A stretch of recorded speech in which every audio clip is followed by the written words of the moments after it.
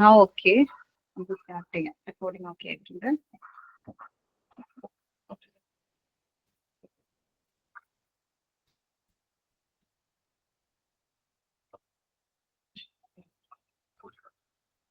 Okay, screen കാണാമല്ലോ അല്ലേ? കാണാം. അപ്പോൾ നമ്മള് ഇന്നത്തെ ക്ലാസ് എന്ന് പറയുന്നത് NPC 001 കോഗ്നിറ്റീവ് സൈക്കോളജിയിലെ 3rd ചാപ്റ്റർ ആണ്. ചാപ്റ്ററിന്റെ പേര് അറിയാലോ അല്ലെ? Neuro psychological basis of learning and memory. ഇതാണ് നമ്മുടെ ചാപ്റ്ററിന്റെ പേര്. അപ്പോ മെയിനായിട്ട് കോഗ്നിറ്റീവ് സൈക്കോളജി എന്ന് പറയുന്നത് എന്താണെന്ന് വെച്ചാൽ നിങ്ങൾക്ക് അറിയാവുന്ന ആരെങ്കിലും ഒന്ന് ഷെയർ ചെയ്യാവോ? നമ്മൾ ഇന്ററാക്ഷൻ ആണ് അത് ഉദ്ദേശിക്കുന്നത്. Science of soul. Cognitive psychology. Psychology is the scientific study of human behavior. Cognitive psychology ന്റെ definition ആർക്കെങ്കിലും? നമ്മൾ ഫസ്റ്റ് ചാപ്റ്ററിൽ പഠിച്ചതാണ്, ശ്രീനാഥ് സാർ എടുത്ത ക്ലാസ്സിൽ. നമ്മൾ എങ്ങനെയാണ് ചിന്തിക്കുന്നത്, എങ്ങനെയാണ് കാണുന്നത്, എങ്ങനെയാണ് പെർസീവ് ചെയ്യുന്നത്. Study of mind. Scientific study of mind. നമ്മുടെ മനസ്സിൽ മനസ്സിൽ നടക്കുന്ന സ്റ്റഡി ഓഫ് പീപ്പിൾ, കാര്യങ്ങളെ കുറിച്ച്. സ്റ്റഡി ഓഫ് പീപ്പിൾ നോട്ട്, നമ്മുടെ മൈൻഡിന്റെ process. Learn, remember things. Yes yes yes, അതെ. How perceive, learn like that. Perceive, learn, remember and think about information. Yes yes yes yes. അപ്പോ ഇതാണ് കോഗ്നിറ്റീവ് സൈക്കോളജിന്റെ ഡെഫിനിഷനെ കൊണ്ട് ഉദ്ദേശിക്കുന്നത്. ഒന്ന് മ്യൂട്ട് ആക്കാമോ? അപ്പോ നമ്മുടെ കോഗ്നിറ്റീവ് ആയിട്ടുള്ള കാര്യങ്ങളൊക്കെയാണ് എങ്ങനെയാണ് നമ്മുടെ ബ്രെയിൻ യൂസ് ചെയ്തിട്ട് മൈൻഡ് യൂസ് ചെയ്തിട്ട് വരുന്ന കാര്യങ്ങൾ, ചെയ്യുന്ന കാര്യങ്ങളൊക്കെയാണ് കോഗ്നിറ്റീവ് സൈക്കോളജിയിൽ പഠിക്കുന്നത്. അല്ല, നമ്മളെ ഫസ്റ്റ് ചാപ്റ്ററിൽ അതിന്റെ ഡോമിനൻസ് എന്തൊക്കെയാണ് പഠിച്ചത്. 12 ഡോമിനൻസ് ഉണ്ട്. സെക്കൻഡ് ചാപ്റ്ററിൽ ലേണിംഗ് എങ്ങനെയാണ്, അതുപോലെ മെമ്മറിന്റെ കുറച്ച് സ്റ്റേജസും കാര്യങ്ങളൊക്കെ പഠിച്ചു. ഇനി നമ്മൾ പഠിക്കുന്നത് 3ാമത്തെ ചാപ്റ്ററിൽ നമ്മൾ പഠിക്കുന്നത് neuro psychological basis of learning and memory. ലേണിങ്ങിന്റെയും മെമ്മറിന്റെയും ന്യൂറോ സൈക്കോളജിക്കൽ ആയിട്ടുള്ള ബേസിസ് എങ്ങനെയാണെന്നാണ് പഠിക്കുന്നത്. അപ്പോ ഈ ഒരു ഭാഗത്ത് ഇത് സ്റ്റാർട്ട് ചെയ്യുന്ന മുമ്പ് ഞാനൊരു ജസ്റ്റ് കുറച്ച് സമയം എടുക്കാൻ വിചാരിക്കുകയാണ്. ഇപ്പോ നിങ്ങൾ ഈ വിൻഡോയില് ഒരു ഇത് കാണുന്നില്ലേ, പിക്ചർ കാണുന്നില്ലേ? കാണുന്നുണ്ടോ? ഇത് കാണുമ്പോ നിങ്ങൾക്ക് എന്താ തോന്നുന്നത്? ഓക്കെ, അവിടെ ബ്രെയിനിന്റെ പിക്ചർ ഉണ്ട്. ഇവിടെ ഇപ്പുറത്തെ ഒരു ഇമേജ് ഉണ്ട്, അതെന്താവും?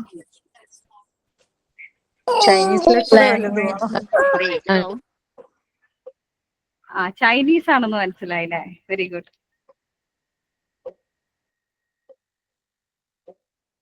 വേറെ ആർക്കെങ്കിലും എന്തെങ്കിലും പറയാനുണ്ടോ? ബ്രെയിൻ എന്ന് ചൈനീസിൽ എഴുതിയതാണെന്ന് തോന്നുന്നു. Okay okay.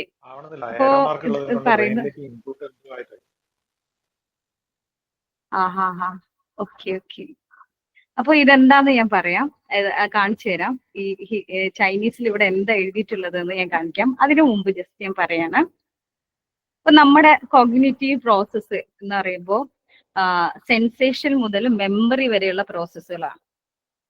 അതിൽ എന്തൊക്കെയാ വരാം? സെൻസേഷൻ, പെർസെപ്ഷന്റെ ഫസ്റ്റ് ഭാഗമാണ് സെൻസേഷൻ. പിന്നെ അറ്റൻഷൻ വരും, അതുവഴി പെർസെപ്ഷൻ നടക്കും. പിന്നെ ലേണിങ് നടക്കുന്നുണ്ട്, പിന്നെ മെമ്മറിയിൽ സ്റ്റോറേജ് ചെയ്യുന്നുണ്ട്. ഇങ്ങനെ ഒത്തിരി പ്രോസസ്സുകൾ ഇതിന്റെ ഇടയിൽ വരുന്നുണ്ട്.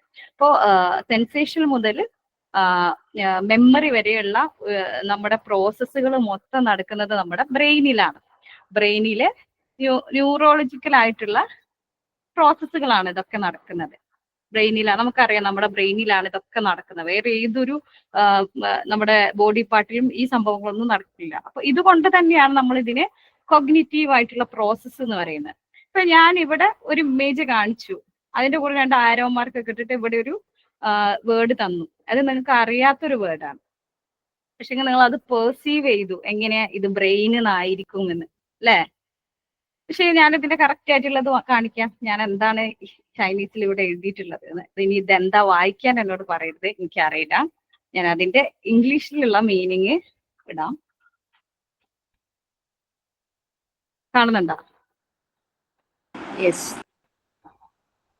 ഇപ്പൊ നമ്മൾ പെർസീവ് ചെയ്തത് എന്തായി? തെറ്റായി. പോയി. തെറ്റായി. അപ്പോ നമ്മുടെ പെർസെപ്ഷൻ അവിടെ എന്തായി? Wrong ആയി. റോങ് ആയി. അപ്പൊ തന്നെയാണ് ഞാൻ ഉദ്ദേശിച്ചത് കേട്ടോ. ഇത് ശരിയായി കഴിഞ്ഞാൽ പിന്നെ എനിക്കൊന്നും പറയാണ്ടാവില്ല. ഓക്കെ, അപ്പോ ഇവിടെ നിങ്ങൾ ശ്രദ്ധിച്ചാൽ കാണാം, ഞാനിത് നല്ല ബോൾഡ് ആയിട്ടൊക്കെയാണ് കൊടുക്കുന്നത്, കണ്ണിൽ കാണാൻ പറ്റുന്ന രീതിയിൽ കൊടുത്തത്. പക്ഷെ ഇവിടെ ഞാൻ ചെറുതായിട്ടേ കൊടുത്തിട്ടുള്ളൂ. നല്ല സൂക്ഷിച്ച് നോക്കിയാലൊക്കെ കാണുള്ളൂ, അല്ലേ? എന്നാലും നിങ്ങൾ അത് കറക്റ്റ് ആയിട്ട് വെൽക്കം ആണെന്ന് കണ്ടുപിടിച്ചു, ശരിയല്ലേ? അതെന്തുകൊണ്ടായിരിക്കും?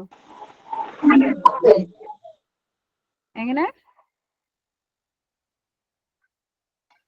കേൾക്കുന്നില്ല. ഇന്ററാക്റ്റീവ് സെഷൻ കൺഫ്യൂഷൻ ഉണ്ടാക്കുന്നുണ്ട്. കാരണം ഇടയ്ക്കിടയ്ക്ക് വോയിസ് കട്ടായി പോകുന്നു, എല്ലാവരും കൂടി സംസാരിക്കുമ്പോൾ. ആരെങ്കിലും ഒരാൾ ഓണാക്കുമ്പോൾ മറ്റാളൊന്ന് മിണ്ടാതെ നിന്നാ മതിയാവുന്നത്. നമ്മൾ അങ്ങനെയാണല്ലോ ഉദ്ദേശിക്കുന്നത്. എനിക്കൊരു കറക്റ്റ് കാര്യം അങ്ങോട്ട് തന്നു കഴിഞ്ഞാൽ പിന്നെ എനിക്ക് കാര്യങ്ങൾ എളുപ്പമായി. അതുകൊണ്ടാണ് ഇങ്ങനെ. ഇംഗ്ലീഷ് ലാംഗ്വേജ് നമുക്ക് ഓൾറെഡി അറിയുന്നതാണല്ലോ വെൽക്കം, നമ്മുടെ ബ്രെയിനിൽ സ്റ്റോർ ചെയ്തിട്ടുള്ളത്. അതെ അതെ, പക്ഷെ നമുക്ക് അറിയില്ല. അതെ, അതറിയില്ല. അതന്നെയാണ്. അതെ, നമുക്ക് അറിയുന്ന കാര്യങ്ങൾ നമ്മുടെ ബ്രെയിനിന് പെട്ടെന്ന് എടുക്കാൻ പറ്റും. നമുക്ക് എങ്ങനെ കാണിച്ചു തന്നാലും നമ്മൾ ഇതാണെന്ന് പെട്ടെന്ന് ചെയ്യാൻ പറ്റും. ഇല്ല മറിച്ച് നമുക്ക് അറിയാത്തൊരു കാര്യമാണെങ്കിൽ നമ്മളത് കറക്റ്റ് ആയിട്ട് പെർസീവ് ചെയ്യാൻ പറ്റുന്നില്ല. അപ്പൊ അവിടെ പെർസെപ്ഷൻ നടക്കുന്നുണ്ടോ? ഫസ്റ്റ് പിക്ചർ കാണിച്ചപ്പോ അവിടെ പെർസെപ്ഷൻ നടന്നിട്ടുണ്ടോ? പെർസെപ്ഷൻ നടന്നിട്ടുണ്ട്. കാരണം നിങ്ങൾ ചിന്തിച്ചു ഇത് ചൈനീസ് ലെറ്ററിൽ ബ്രെയിൻ ആണ്, അവിടെ പെർസെപ്ഷൻ നടന്നിട്ടുണ്ട്. നമ്മളുടെ ഒരു ഇത് കണക്ട് ചെയ്തിട്ട് നമ്മളവിടെ പെർസെപ്ഷൻ നടന്നിട്ടുണ്ട്. നടന്നിട്ടില്ല എന്ന് പറയാൻ പറ്റില്ല, നടന്നിട്ടുണ്ടെങ്കിലും നമ്മുടെ പ്രീവിയസ് എക്സ്പീരിയൻസ് വെച്ചിട്ട് നമ്മൾ ഇതൊരു ചൈനീസ് ആണ്, അത് കണ്ടപ്പോ നമുക്ക് മനസ്സിലായത് ചൈനീസ് വേർഡ് ആണ്. അതിന്റെ കൂടെ ഒരു ബ്രെയിനിന്റെ പിക്ചറും വെച്ചപ്പോ നമ്മൾ അതിലേക്ക് കണക്ട് ചെയ്തു. അവിടെ നടന്നിട്ടുണ്ട് സംഭവം. ഇതൊരു ബ്രെയിനിന്റെ പിക്ചർ ആണ്, നമുക്ക് ഓൾറെഡി അറിയാം. അപ്പൊ നമ്മുടെ പ്രീവിയസ് ആയിട്ടുള്ള ഇൻഫർമേഷൻ വെച്ചിട്ടാണ് നമ്മൾ ഇത് കണക്ട് ചെയ്ത്. അത് തന്നെ നമ്മൾ ഈ ഇംഗ്ലീഷ് വേർഡും കൂടി കൊടുത്ത സമയത്ത് നമുക്ക് കറക്റ്റ് ആയിട്ട് അത് മനസ്സിലാക്കാൻ കഴിയും. അപ്പൊ ഇതന്നെയാണ് പെർസെപ്ഷൻ എന്നുള്ള ഒരു സംഭവത്തിൽ നടക്കുന്നത്. അപ്പൊ നിങ്ങൾക്ക് മനസ്സിലാവും നിങ്ങൾ എന്താണ് പെർസീവ് ചെയ്തത് എന്നുള്ളത്. പെർസെപ്ഷൻ എന്താണെന്ന് മനസ്സിലായോ? നമ്മുടെ ഒരു നിഗമനം, അതാണ് പെർസെപ്ഷൻ.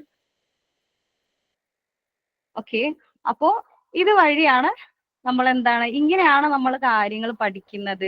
നമ്മുടെ ബ്രെയിന് സ്റ്റോർ ചെയ്യും. ഇപ്പൊ ഈ വെൽക്കം എന്നുള്ള വാക്ക് നമ്മൾ പണ്ട് മുതലേ ABCD പഠിക്കുന്ന കാലത്ത് മുതലേ വെൽക്കം നമ്മൾ പഠിച്ചുകൊണ്ട് നമുക്ക് എങ്ങനെ കണ്ടാലും ഇത് വെൽക്കം ആണെന്ന് മനസ്സിലാവും.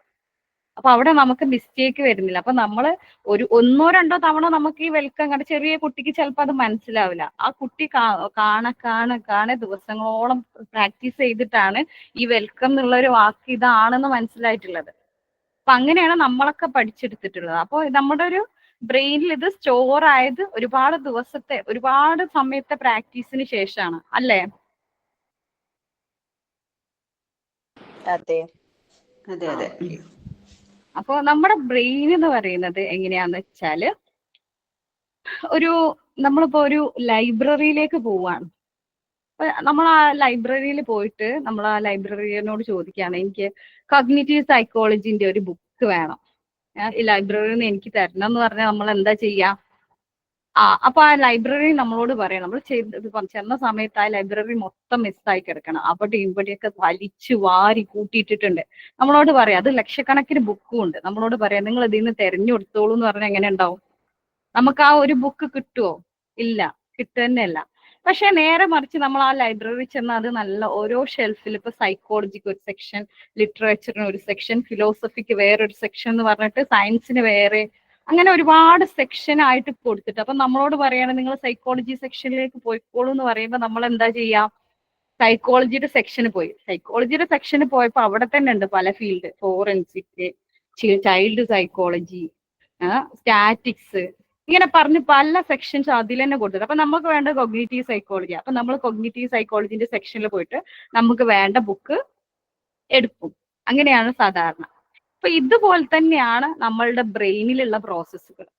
നമുക്ക് ഒരുപാട് കാര്യങ്ങൾ ഒരുമിച്ച് കിട്ടിയിട്ട് നമ്മൾ അത് കറക്റ്റായിട്ട് ഓരോ ഭാഗത്താണ് നമ്മുടെ ബ്രെയിൻ അത് ക്രോഡീകരിക്കുന്നത്. അപ്പൊ നമ്മുടെ വിഷ്വലായിട്ട് കാണുന്ന കാര്യങ്ങൾ ഒരു ഭാഗത്ത്, ടേസ്റ്റ് ചെയ്യുന്ന കാര്യങ്ങൾ വേറൊരു ഭാഗത്ത്, ഓഡിറ്ററി ആയിട്ടുള്ള കാര്യങ്ങൾ വേറെ ഭാഗത്ത്, അങ്ങനെ പല പല റീജിയൻസിലായിട്ടാണ് ബ്രെയിൻ ഇത് സ്റ്റോർ ചെയ്തിരിക്കുന്നത്. അപ്പൊ ബ്രെയിനിന്റെ പല പാർട്സ് ആണ് നമ്മൾ ഓരോ കാര്യങ്ങളും ഓരോ സെക്ഷനിലായിട്ട് അടുക്കി വെക്കാൻ ഉപയോഗിക്കുന്നത്. അപ്പൊ നമ്മൾ ആദ്യം അത് കാണണം. ഞാനൊരു വീഡിയോ സെൻഡ് ചെയ്തിരുന്നു, കണ്ടിരുന്നോ? കണ്ടിട്ട് എങ്ങനെയുണ്ടായിരുന്നു? നല്ല വീഡിയോ ആയിരുന്നു ബ്രെയിനിനെ കുറിച്ച്. നമുക്ക് എന്തായാലും ഈ ലൈവ് ക്ലാസ്സിൽ ബ്രെയിനിനെ കുറിച്ച് അങ്ങനെയൊന്ന് കാണിച്ചു തരാൻ പറ്റും. നമുക്ക് ആ ഒരു ചെറിയൊരു ഫോട്ടോയൊക്കെ വെച്ച് ചെയ്യാൻ പറ്റുള്ളൂ. അപ്പൊ അത് കണ്ടവർക്ക് കറക്റ്റ് ആയിട്ട് ഞാൻ പറയുന്ന കാര്യങ്ങൾ ഇവിടെയാണെന്നുള്ള ഒരു ഐഡിയ ഉണ്ടാവും. അതിൽ ന്യൂറോൺസിന്റെ കാര്യങ്ങളൊക്കെ കാണിച്ചിരുന്നു നല്ല വൃത്തിക്ക്. ന്യൂറോൺ എങ്ങനെയാണ് റിലേറ്റ് ചെയ്യുന്നത്, ഏതൊക്കെ ടൈപ്പ് ന്യൂറോൺസ് ഒക്കെ, ഇതൊക്കെ ബയോസൈക്കോളജിന്റെ ബേസിലുള്ള കാര്യങ്ങളാണ് അതിലുള്ളത്. നമ്മളെ ന്യൂറോൺസ് എങ്ങനെ നമ്മുടെ ബ്രെയിൻ ഉണ്ടായിരിക്കുന്നത് തന്നെ ഒരുപാട് ന്യൂറോണുകൾ ചേർന്നിട്ടാണ്. ഇപ്പൊ നമ്മുടെ ശരീരത്തിലൊക്കെ ഉള്ളത് ന്യൂറോൺസ് ആണ്. അപ്പോൾ നമ്മുടെ ഒരു വിരൽത്തുമ്പില് ഒരു സൂചി കുത്തുന്ന സമയത്ത് അവിടെയുള്ള ന്യൂറോൺ ആ ഇൻഫർമേഷൻ ഡയറക്റ്റ് ഒരുപാട് ന്യൂറോൺസ് ഉണ്ടാവും. അത് നിമിഷ നേരം കൊണ്ട് പാസ് ചെയ്തിട്ട് ബ്രെയിനിലുള്ള ന്യൂറോണിലേക്ക് എത്തിക്കും. അങ്ങനെയാണ് അവിടെ സെൽസിൽ ആ ഇൻഫർമേഷൻ എത്തി കറക്റ്റ് നമ്മുടെ ഒരുപാട് സെൽസ് അടങ്ങിയതാണ് ബ്രെയിൻ എന്ന് പറഞ്ഞിട്ടുള്ളത്.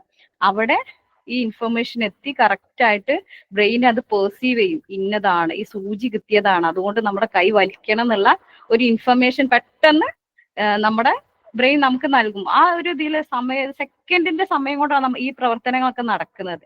പക്ഷെ ഇത്രയും പ്രോസസ്സ് അതിൽ നടക്കുന്നുണ്ടാവും. സെൻസേഷന് വഴി നമ്മുടെ കാര്യങ്ങൾ, പിന്നെ അത് പ്രൊജക്ഷൻ ആയിട്ട് ലാസ്റ്റ് വരും. അപ്പോൾ നമ്മൾ നമ്മുടെ സെക്ഷന് സ്റ്റാർട്ട് ചെയ്യാൻ പോവുകയാണ്. അപ്പൊ ആ വീഡിയോ ഒക്കെ കണ്ട ഒരു ബേസിൽ നമ്മുടെ സെക്ഷൻ സ്റ്റാർട്ട് ചെയ്യാണ്. അപ്പൊ നമ്മളെ യൂണിറ്റിന്റെ പേര് അറിയാം, neuro psychological basis of learning and memory. അങ്ങനെയാണ്. അപ്പൊ ഈ ഒരു പാഠത്തിൽ നമുക്ക് പഠിക്കാനുള്ളത് എന്താന്ന് വെച്ചാല് ബ്രെയിനിനെ കുറിച്ചും മെമ്മറിനെ കുറിച്ചുമാണ് മെയിനായിട്ട് പഠിക്കാനുള്ളത്. പിന്നെ ഇതിൽ തന്നെ ബ്രെയിനിലെ surgery, memory loss, amnesia, brain മെമ്മറിയുമായിട്ട് റിലേറ്റ് ചെയ്തിട്ടുള്ള കുറച്ച് പാർട്സ് ഉണ്ട്, അതിനെ കുറിച്ചൊക്കെയാണ് പഠിക്കുന്നത്. പിന്നെ കൂടാതെ മെമ്മറി കൺസോൾട്ടേഷൻ എന്താണെന്നും, അതുപോലെ ഹിപ്പോ ക്യാമ്പസിന്റെ റോള് മെമ്മറിയിൽ എങ്ങനെയാണ്, പിന്നെ ടെമ്പറൽ ലോബ് മെമ്മറിയുമായിട്ടുള്ള റിലേഷൻ, ടെമ്പറൽ ലോബിന്റെ മെമ്മറിയുമായിട്ടുള്ള റിലേഷൻ എങ്ങനെയാണെന്നും ഈ ചാപ്റ്ററിൽ പഠിക്കുന്നുണ്ട്. പിന്നെ കുറച്ച് മോഡൽസ് ഓഫ് മെമ്മറി എങ്ങനെയാണ് എന്നുള്ളതും, പിന്നെ ബ്രെയിനിന്റെ ഇമേജിങ് ടെക്നിക്സ് ഇതിൽ പറയുന്നുണ്ട്. അത് തന്നെ ഡിഫറെന്റ് ടൈപ്പ് ഓഫ് മെമ്മറി വരുന്നുണ്ട്. Like episodic encoding, thematic encoding, procedural memory, implicit and explicit memory. ഇതൊക്കെ എന്താണെന്നൊക്കെ ഈ ഒരു ചാപ്റ്ററിൽ പഠിക്കുന്നുണ്ട്. ഓക്കെ,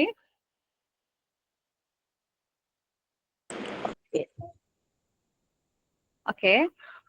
അപ്പോ നമ്മൾ പറഞ്ഞു മെമ്മറിനെ കുറിച്ചാണ് ഈ ചാപ്റ്ററിൽ മെയിൻ ആയിട്ട് പറയുന്നത്. എങ്ങനെയാണ് നമ്മുടെ മെമ്മറി നമ്മുടെ ബ്രെയിനുമായിട്ട് റിലേറ്റ് ചെയ്യുന്നത്, ഏതൊക്കെ പാർട്സ് ഇതിൽ കണക്ട് ആവുന്നുണ്ട് എന്നൊക്കെയാണ് ഈ ഒരു ചാപ്റ്ററിൽ പറയാൻ പോകുന്നത് നമ്മൾ പറഞ്ഞു. അപ്പൊ ഫസ്റ്റ് നമ്മൾ പറയുന്നത് relationship between learning and memory. മെമ്മറിയും ലേണിങ്ങും എങ്ങനെയാണ് ബന്ധപ്പെട്ടിട്ടുള്ളത്. ഇപ്പൊ ലേണിംഗ് എന്ന് പറഞ്ഞാൽ എന്താണെന്ന് വെച്ചാല്, ഈ ലേണിങ്ങും മെമ്മറിയും എങ്ങനെയാണ് ഒരുപാട് ക്ലോസ്ലി കണക്റ്റഡ് ആയിട്ടുള്ള ഒരു പ്രോസസ്സാണ്.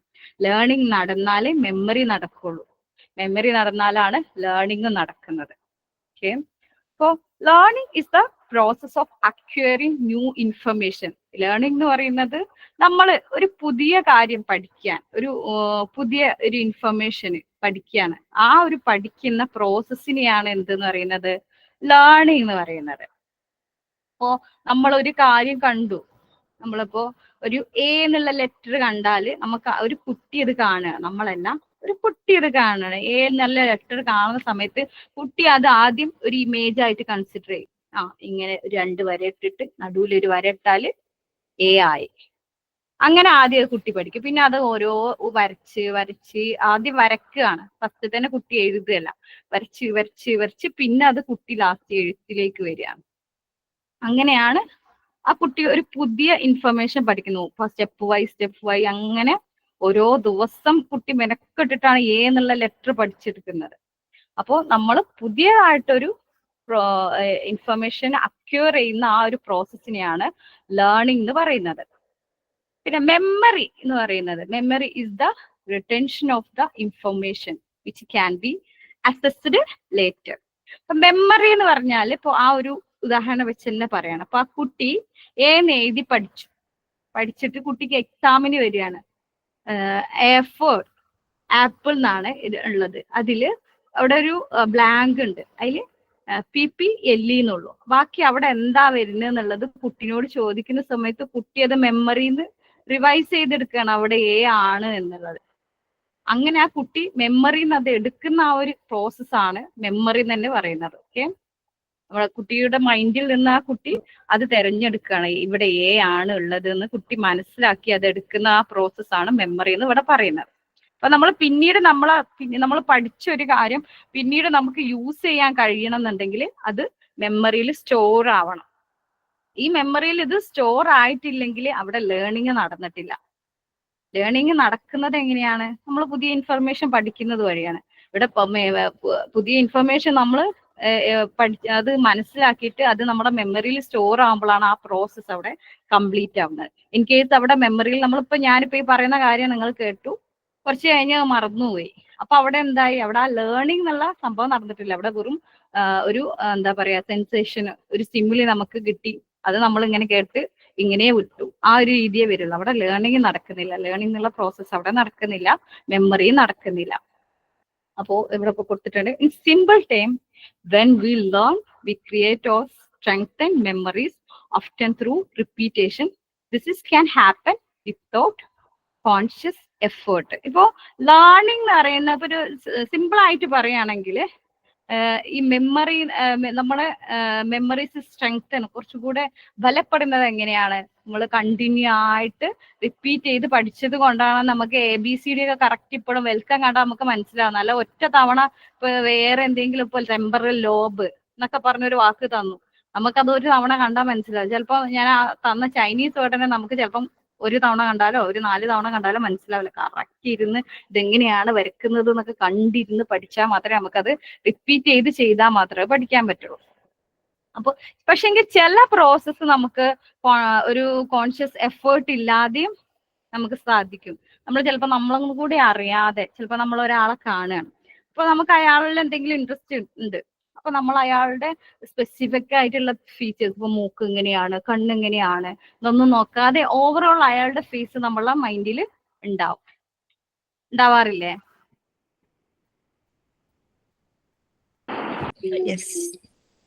അപ്പൊ ചില സമയത്ത് മെമ്മറി, അപ്പൊ നമ്മൾ അവിടെ കറക്റ്റ് എഫേർട്ട് ഒന്നും എടുക്കുന്നില്ല.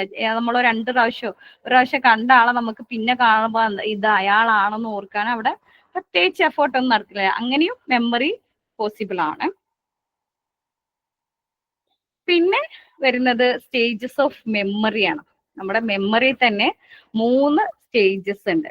ലേണിംഗ് മെമ്മറിയും ഒരു 3 സ്റ്റേജസിൽ ഇൻവോൾവ് ആവുമ്പോഴാണ് ഈ ഒരു പ്രോസസ്സ് കംപ്ലീറ്റ് ആവുന്നത്. ഫസ്റ്റ് പ്രോസസ് ആണ് എൻകോഡിംഗ് എന്ന് പറയുന്നത്. എൻകോഡിംഗ് എന്ന് പറഞ്ഞാൽ എന്താ പറഞ്ഞാല് ഇപ്പോ ഇൻഫർമേഷൻ ഈ നമ്മളെ ബ്രെയിനിലേക്ക് സ്റ്റോർ ചെയ്യുന്ന ആ ഒരു പ്രോസസ്സ്, അതിങ്ങനെ ഒന്ന് എൻകോഡിങ് ചെയ്ത് നമുക്ക് കിട്ടിയ കാര്യങ്ങൾ, അപ്പൊ ഞാൻ പറഞ്ഞു നമ്മൾ പല ഒരു ഷെൽഫിൽ എല്ലാം കൂടെ കുത്തി നിറക്കാതെ ഇന്ന സ്ഥലത്ത് ഇത് എന്നുള്ള ഒരു കറക്റ്റ് ഓർഡറിൽ നമ്മൾ അതൊരു ഡീകോഡ് എൻകോഡ് നമുക്കറിയാം. കോഡിങ് കമ്പ്യൂട്ടറിന് നമുക്കൊരു കോഡിങ് ഭാഷ ഉണ്ട്. അത് കറക്റ്റ് കൊടുത്താലേ കമ്പ്യൂട്ടർ നമുക്ക് കറക്റ്റ് ഇൻഫർമേഷൻ തരുള്ളൂ.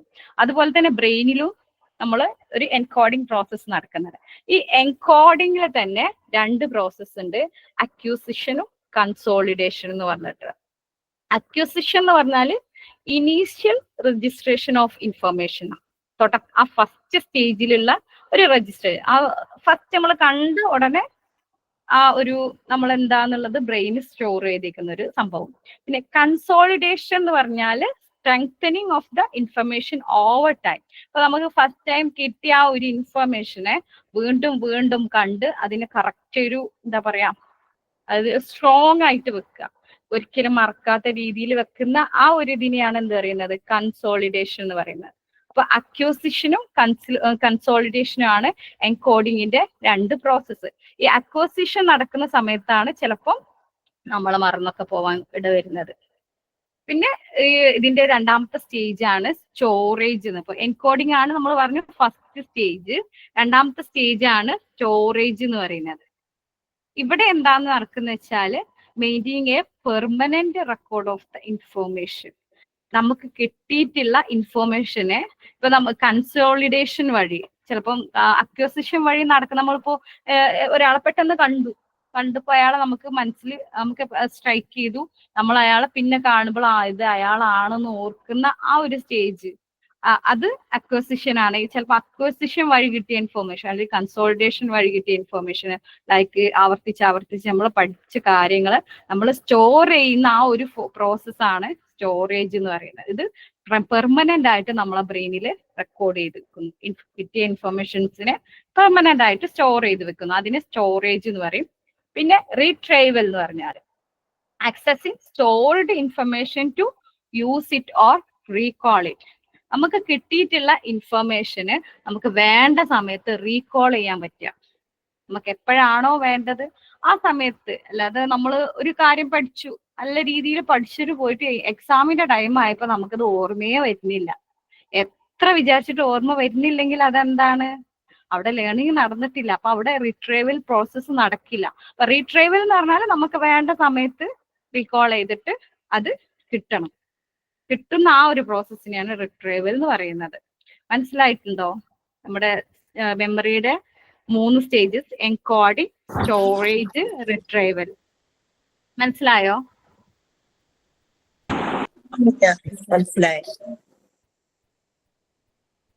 ഞാൻ ഈ ടെക്സ്റ്റിൽ ഒരുപാടൊന്നും ഡീപ്പായിട്ട് പോയിട്ടില്ല കേട്ടോ, കുറച്ച് ഡീപ്പായിട്ടുണ്ട് നോക്കുകയാണെന്നുണ്ടെങ്കിൽ. അതിപ്പോ ഞാനിതിപ്പോ വെറും ഇൻട്രൊഡക്ഷൻ മാത്രമാണ് നമ്മൾ സ്റ്റാർട്ട് ചെയ്തിട്ടുള്ളത് കേട്ടോ. നമ്മൾ കറക്റ്റ് ഇപ്പോഴാണ് ശരിക്കും ടോപ്പിക്കിലേക്ക് പോകുന്നത്. അതിന് മുമ്പായിട്ട് ഇതിൽ വേറെ കുറച്ചും കൂടെ കാര്യമുണ്ട്. സ്റ്റഡി മെമ്മറി ഇൻട്രൊഡക്ഷനിൽ തന്നെ വരുന്നതാണ്. നമ്മൾ ഈ ഒരു പാഠത്തില് ഈ മെമ്മറിനെ കുറിച്ച് പഠിക്കുമ്പോൾ എന്തൊക്കെയാണ് പഠിക്കുന്നത്, ഏതൊക്കെ രീതിയിലാണ്, നമ്മളിപ്പോഴും ടോപ്പിക്കിലേക്ക് എത്തിയിട്ടില്ല കേട്ടോ, ഇൻട്രൊഡക്ഷൻ ആണ്. സ്റ്റഡിയും മെമ്മറി എന്നുകൊണ്ട് ഉദ്ദേശിക്കുന്നത് researchers use various methods to study learning and memory. ഇപ്പോൾ റിസർച്ചേഴ്സ് മെമ്മറിനെ പഠിക്കാൻ വേണ്ടിയിട്ട് പല രീതിയിലുള്ള സ്റ്റഡീസ് ആണ് ഉപയോഗിച്ചിട്ടുള്ളത്. എന്തൊക്കെ പല രീതിയിലുള്ള മെത്തേഡ്സ് ആണ് യൂസ് ചെയ്തത്. First case studies. ഇപ്പോൾ ഒരുപാട് ആളുകളിൽ നടത്തിയ റിസർച്ചുകൾ അല്ലെങ്കിൽ എന്തെങ്കിലും കേസസ്, ഇപ്പൊ ബ്രെയിനിൽ എന്തെങ്കിലും ഡാമേജോ അങ്ങനത്തെ കാര്യങ്ങളൊക്കെ വന്നിട്ടുള്ള ആളുകളെ കുറിച്ചുള്ള അങ്ങനത്തെ പേഷ്യൻസിനെ കുറിച്ചൊക്കെയുള്ള എന്താണ് സ്റ്റഡി. ചിലവർക്ക് ഈ മെമ്മറിയിൽ ബ്രെയിനിൽ ഡാമേജ് വന്നു കഴിഞ്ഞാൽ ആ മെമ്മറിയുടെ ഫങ്ഷൻ ശരിക്കും നടക്കില്ല. അതിൽ എന്തെങ്കിലും ഒരു ഡെഫിഷ്യൻസി കാണിക്കും. ആ ഒരു ആളെ നമ്മൾ എടുത്ത് ആ ഒരു റിസർച്ചേഴ്സ് എടുത്ത് അവരെ കുറിച്ച് പഠനം നടക്കും. അതിനെയാണ് കേസ് സ്റ്റഡീസ് എന്ന് പറയാം. അപ്പൊ അതുവഴി നമുക്ക് ഫസ്റ്റ് കിട്ടും മെമ്മറിനെ കുറിച്ചുള്ള ഡീറ്റെയിൽസ് കിട്ടും. പിന്നെ രണ്ടാമത് അനിമൽ മോഡൽസ്. ഇതൊക്കെ നമുക്ക് പഠിക്കാനായിട്ട് കേട്ടോ ഈ ഒരു ചാപ്റ്ററിൽ. അനിമൽ മോഡൽസിൽ എന്താ ചെയ്യുന്ന വെച്ചാല് മറ്റുള്ള സ്പീഷീസ് ഉണ്ടല്ലോ, അനിമൽസ് ലൈക്ക് മങ്കീസ്, കുരങ്ങന്മാരിലൊക്കെ നമ്മുടെ ഏകദേശം മനുഷ്യന്റെ ബ്രെയിനുമായിട്ട് റിലേറ്റ് ചെയ്തിട്ടുള്ള ബ്രെയിനുകൾ ഉണ്ടാവും. ഏകദേശം സാമ്യമുള്ള ജീവികളുടെ ബ്രെയിൻ. ഇപ്പൊ മനുഷ്യനെ നമുക്ക് വിചാരിച്ച പോലെ തോന്നിയ പോലെ സർജറി നടത്താൻ പറ്റൂല. അവിടെ കുറെ എത്തിക്കൽ ഇഷ്യൂസ് ഉണ്ട്. ഒരു റിസർച്ച് നടക്കുമ്പോൾ നമുക്കറിയാം റിസർച്ചിന്റെ ടോപ്പിക് പഠിക്കുന്ന സമയത്ത് റിസർച്ചിന്റെ എത്തിക്സ് ഉണ്ട്. ഇത് എത്തിക്സ് എന്ന് പറഞ്ഞാൽ ഇപ്പോ ഈ അനിമൽസിനെ എടുക്കുന്നതും എത്തിക്സിന് എതിരാണ്. അനിമൽസിന് നമ്മൾ തോന്നിയ പോലെ അതിന് പ്രത്യേകം അനുമതിയൊക്കെ ഉണ്ടെങ്കിൽ മാത്രമേ നമുക്ക് ആ ഒരു പ്രോസസ്സ് ചെയ്യാൻ പറ്റുള്ളൂ. അപ്പോൾ ഇവിടെ നമ്മൾ ഡിഫറെന്റ് ടൈപ്പ് ഓഫ് അനിമൽസിന്റെ ബ്രെയിനിനെ എന്ത് ചെയ്യും, സർജറി നടത്തി അത് തുറന്നു നോക്കിയിട്ട് അതിലെങ്ങനെയാണ് പ്രോസസ്സ്, ഇപ്പൊ അതിൽ എന്തെങ്കിലും ഭാഗം ഒഴിവാക്കി നോക്കി അതിൽ പിന്നെ എന്ത് മാറ്റം വരുന്നു എന്നുള്ള സ്റ്റഡി നടത്തും. അതാണ് രണ്ടാമത്തെ കേസ് വരുന്നത്, അനിമൽ മോഡൽസ് എന്ന് പറയുന്നത്. പിന്നെ വരുന്നത് ബ്രെയിൻ ഇമേജിങ് ആണ്. ഇവിടെ എന്താന്ന് വെച്ചാല് ഇപ്പൊ ലേറ്റസ്റ്റ് ഒരുപാട് ടെക്നിക്സ് ഉണ്ട്. ബ്രെയിനിന്റെ ഫങ്ഷൻസ് എങ്ങനെയാണ്, പ്രോപ്പർലി ആണ് നടക്കുന്നത്, അല്ല എന്തെങ്കിലും ഡാമേജസ് ഉണ്ടോ എന്നൊക്കെ. ഇപ്പോ like FMRI and PET scans, ഇതിനെക്കുറിച്ച് നമ്മൾ ഈ ഇതിൽ പഠിക്കുന്നുണ്ട്. ഇത് എന്താന്ന് വെച്ചാല് ഇതുവഴി നമ്മൾ എന്ത് ചെയ്യും, ഫസ്റ്റ് അവരെന്ത് ചെയ്യും, ഹെൽത്തി ആയിട്ടുള്ള ഹ്യൂമൻസിന്റെ ബ്രെയിൻ എങ്ങനെയാണ് പ്രവർത്തിക്കുന്നത്, ഹെൽത്തി ആയിട്ടുള്ള ഹ്യൂമൻസിന്റെ ബ്രെയിൻ എങ്ങനെയാണ് പ്രവർത്തിക്കുന്നത് കണ്ടാലെയാണ് പിന്നെ അൺഹെൽത്തി ആയിട്ടുള്ള ആളുകളുടെ ഇത് വെച്ച് കമ്പയർ ചെയ്യാൻ പറ്റുള്ളൂ. ഇവരുടെ ബ്രെയിൻ എങ്ങനെ പ്രവർത്തിക്കുന്നു, ഈ ഭാഗത്ത് എങ്ങനെ, ഇപ്പോൾ മെമ്മറിയുടെ ഭാഗം എങ്ങനെ പ്രവർത്തിക്കുന്നു, ഇയറിങ്ങിന്റെ ഭാഗം എങ്ങനെ പ്രവർത്തിക്കുന്നു, ടേസ്റ്റിന്റെ ഭാഗം എങ്ങനെ പ്രവർത്തിക്കുന്നു എന്ന് നോക്കിയാൽ മാത്രമാണ് അതിന്റെ ഒരു കറക്റ്റ് ഒരു മെഷർമെന്റ് അല്ലെങ്കിൽ കറക്റ്റ് ഒരു ഇമേജിങ് അവരെ കയ്യിലുണ്ടെങ്കിൽ മാത്രമാണ് അൺഹെൽത്തി ആയിട്ടുള്ള ആളുകൾക്ക് അത് വെച്ച് കമ്പയർ ചെയ്തിട്ട് ഇവർക്ക് കറക്റ്റ് ഇതിന്റെ ഒരു സ്റ്റഡി നടത്താൻ പറ്റുള്ളൂ. അപ്പൊ അങ്ങനെയുള്ള ബ്രെയിൻ ഇമേജിങ് ടെക്നിക്സ് വഴിയും നമുക്ക് മെമ്മറിനെ കുറിച്ചുള്ള സ്റ്റഡി നടക്കുന്നുണ്ട്. അപ്പോൾ ഇവിടെ പറയുന്നത് ലേണിങ്ങും മെമ്മറിയും ഇന്റർ കണക്റ്റഡ് ആണ്. ഞാൻ നേരത്തെ പറഞ്ഞു, with learning creating or strengthening memories through encoding storage and retrieval. ഇപ്പോ ലേണിങ്ങും മെമ്മറിയും എന്താ പറയാ പരസ്പര പൂരകമായിട്ടുള്ള പ്രവർത്തനമാണ്. ഇതിൽ എങ്ങനെയാണ് ഇത് നടക്കുന്നത്, എങ്ങനെയാണ് എൻകോഡിങ്ങും സ്റ്റോറേജും അതുപോലെ റിട്രീവലും വഴിയാണ്. അപ്പോൾ researchers study this process using different method to understand how our brains enable learning and memory. അപ്പോൾ ഈ രീതിയിലുള്ള ഇപ്പൊ 3 കേസ് സ്റ്റഡീസ് പറഞ്ഞു, 3 രീതിയിലുള്ള സ്റ്റഡീസ് പറഞ്ഞു. Case studies, animal models, brain imaging. ഈ രീതിയിലുള്ള ഒക്കെ റിസർച്ച് ഉപയോഗിച്ചിട്ട് ഈ രീതിയിലൊക്കെ റിസർച്ച് ചെയ്തിട്ട് ആ റിസർച്ചേഴ്സ് എന്ത് ചെയ്യും, ഈ ബ്രെയിനിനെ കുറിച്ചുള്ള ഒരു കറക്റ്റ്, അതുപോലെ ലേണിങ്ങിലും മെമ്മറിയിലും ബ്രെയിൻ എങ്ങനെ പ്രവർത്തിക്കുന്നത്, ബ്രെയിനിന്റെ ഫങ്ഷന്, അത് ഏത് പാർട്സിലൊക്കെയാണ് വരുന്നത് എന്നൊക്കെ ഉള്ള കറക്റ്റ് ആയിട്ടുള്ള ഇൻഫർമേഷൻ റിസർച്ചേഴ്സിന് കിട്ടിയത് ഇത്തരത്തിലുള്ള സ്റ്റഡി വഴിയാണ്. സോ നമ്മുടെ ചാപ്റ്റർ ബിഗിൻ ചെയ്യാണ്. ഇതുവരെ ഇൻട്രൊഡക്ഷൻ ആയിട്ടുള്ളൂ. അപ്പോൾ ഒബ്ജക്റ്റീവ്സ് നമ്മളെ മെയിൻ ആയിട്ട് നോക്കേണ്ട കാര്യമാണ് കേട്ടോ. ഈ ഒബ്ജക്റ്റീവ്സ് നിങ്ങൾ ഒരിക്കലും വിട്ടുപോകരുത്. കാരണം ഈ ഒബ്ജക്റ്റീവ്സ് കറക്റ്റ് മനസ്സിലാക്കിയാലാണ് നമ്മൾ ഈ ചാപ്റ്റർ കൊണ്ട്, ഈ ഒബ്ജക്റ്റീവ്സ് എന്ന് പറഞ്ഞാൽ ഈ ചാപ്റ്റർ നമ്മളെ പഠിപ്പിക്കുന്നത് വഴി എന്താണ് ഉദ്ദേശിക്കുന്നതെന്നാണ്. അപ്പോൾ നമ്മൾ ഈ ചാപ്റ്റർ പഠിച്ചുകൊണ്ട് നമുക്ക് എന്ത് ചെയ്യാൻ പറ്റും, describe the process of memory in the brain. ബ്രെയിനിലുള്ള മെമ്മറിയുടെ പ്രോസസ്സ് നമുക്ക് ഡിസ്ക്രൈബ് ചെയ്യാൻ പറ്റും. അതെങ്ങനെയാണ് ബ്രെയിനിൽ മെമ്മറി പ്രോസസ്സ് നടക്കുന്നുള്ളത് മനസ്സിലാക്കാൻ കഴിയും. പിന്നെയുള്ളത് define neurological issues related to memory. മെമ്മറിയുമായി റിലേറ്റ് ചെയ്തിട്ടുള്ള ന്യൂറോളജിക്കൽ ഇഷ്യൂസ് എന്തൊക്കെയാണെന്ന് പഠിക്കാൻ ഈ ഒരു ചാപ്റ്റർ പഠിക്കുന്നത് വഴി കഴിയും. പിന്നെ എന്താണ്, define neuro psychological basis of learning and memory. ലേണിംഗിന്റെയും മെമ്മറിന്റെയും ന്യൂറോ സൈക്കോളജിക്കൽ ബേസിസ് എന്തൊക്കെയാണെന്നും ഈ ഒരു ചാപ്റ്റർ പഠിക്കുന്നത് വഴി നമുക്ക് സാധിക്കുന്നതാണ്. പിന്നെ last explain the neural process of learning and memory. ലേണിംഗിലും മെമ്മറിയിലും നടക്കുന്ന ന്യൂറൽ പ്രോസസ് എന്താണ് എന്നും ഈ ഒരു ചാപ്റ്റർ പഠിക്കുന്നത് വഴി നമുക്ക് ഈ ഒരു എന്താ പറയാ ഈ 4 കാര്യങ്ങൾ നമുക്ക് മനസ്സിലാക്കാൻ കഴിയുമെന്നാണ് പറയുന്നത്. അപ്പോൾ ഒബ്ജക്റ്റീവ് കോൺസെൻട്രേറ്റ് ചെയ്യുക. കാരണം ക്വസ്റ്റ്യൻസ് എപ്പോഴും ഞാൻ നോക്കിയിട്ടുള്ളത്, കാരണം 3 വർഷത്തെ എൻ്റെ ഒരു എക്സ്പീരിയൻസ് വെച്ച് നോക്കുകയാണെങ്കിൽ ക്വസ്റ്റ്യൻസ് എപ്പോഴും വരുന്നത് ഇങ്ങനെ തന്നെയാണ്. ഈ ഒരു ഇത് വെച്ചിട്ടാണ് കാരണം ഞാൻ എൻ്റെ പഴയ ടെക്സ്റ്റ് ബുക്ക് നോക്കുകയാണെങ്കിൽ ഈ ഒരു സംഭവം ഒബ്ജക്റ്റീവ്സ് നല്ല അണ്ടർലൈൻ ചെയ്തിട്ടുണ്ടാവും. അല്ലാതെ പുറകുന്നുള്ള ക്വസ്റ്റ്യൻസ് വന്ന് കണ്ടെന്ന് കുറവാണ്. യൂണിറ്റ് എൻഡിൽ കാണുന്ന ക്വസ്റ്റ്യൻസ് ഉണ്ടല്ലോ, അത് തരുന്നത് കുറവാണ്. മെയിനായിട്ട് ഈ ഒരു ഭാഗം കോൺസെൻട്രേറ്റ് ചെയ്ത് കഴിഞ്ഞാൽ നമുക്ക് എന്താ അറിയോ, ഇതെന്താണ്, ഈ ഭാഗത്ത് ഇതാണ് ഉദ്ദേശിക്കുന്നത്, ഈ ഭാഗത്ത് ഇതാണ് ഉദ്ദേശിക്കുന്നത് കറക്റ്റ് മനസ്സിലാക്കാൻ കഴിയും. ഓക്കെ, അപ്പോ മെമ്മറി ആൻഡ് ബ്രെയിൻ. അപ്പൊ ഇവിടെ ഞാൻ കറക്റ്റ് ആയിട്ട് നോക്കാൻ പറ്റിയിട്ടില്ല. ജസ്റ്റ് ഞാൻ എനിക്കറിയുന്ന കാര്യങ്ങൾ അങ്ങനെ ഷെയർ ചെയ്യാണ്. ഡീപ്പ് ആയിട്ടുള്ള ഒരു സ്റ്റഡി ഇവിടെ നടന്നിട്ടില്ല കേട്ടോ. ഒന്നാമത് എനിക്ക് ടൈം കിട്ടിയിട്ടില്ല. അപ്പൊ എനിക്ക് അറിയാവുന്നത് പറയാം. ഇൻഷാ അള്ളാ നാളെ ഞാൻ ഒന്നുകൂടെ നോക്കിയിട്ട് കറക്റ്റ് ആയിട്ട് എന്തെങ്കിലും പോയിന്റ്സ് ഒക്കെ വിട്ടുപോയിട്ടുണ്ടെങ്കിൽ എന്തെങ്കിലും തെറ്റൊക്കെ വന്നിട്ടുണ്ടെങ്കിൽ കറക്റ്റ് ചെയ്യാൻ ശ്രമിക്കാം. ഓക്കെ അല്ലേ? ഓക്കെ ആണ് മാം. ഇപ്പൊ ഇത്രയും പറഞ്ഞത് മനസ്സിലായിട്ടുണ്ടോ? മനസ്സിലായിട്ടുണ്ട്. ഇനിയിപ്പോ നമുക്ക് എന്താണ് ഈ ഒരു ചാപ്റ്ററിൽ ഉദ്ദേശിക്കുന്നത് എന്നുള്ള പെട്ടെന്ന് മനസ്സിലായല്ലോ. ഒരു ഏകദേശം ഓവറോൾ ഐഡിയ ഈ ചാപ്റ്ററിൽ എന്തൊക്കെ വരും എന്നുള്ളത് കിട്ടിയില്ലേ? ഓക്കെ, അത് കിട്ടി. യെസ്. ഓക്കെ ഓക്കെ, അപ്പൊ ആ ഒരു ബേസിൽ ഞാൻ പറയാം കേട്ടോ. Cognitive and experimental psychology has developed many theories about how human memory works. These theories are based on extensive research and data. ഇപ്പോ കോഗ്നിറ്റീവ് സൈക്കോളജി അതുപോലെ എക്സ്പെരിമെന്റൽ സൈക്കോളജി ഒക്കെ ഡെവലപ്പ് ചെയ്തിട്ടുള്ളത് ഒരുപാട് തിയറീസ് ബേസ് ചെയ്തിട്ടാണ്.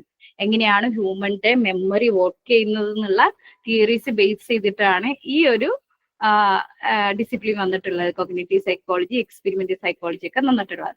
But these theories are based on extensive research and data. അപ്പൊ ഈ research ഈ ഇതൊക്കെ വന്നിട്ടുള്ളത്, ഈ തിയറികളൊക്കെ വന്നിട്ടുള്ളത് എങ്ങനെയാണ്? അത്രയും എന്താ പറയാ, അഗാധമായിട്ടുള്ള ഒരുപാട് കാലത്തെ പഠനങ്ങൾ വഴിയാണ്.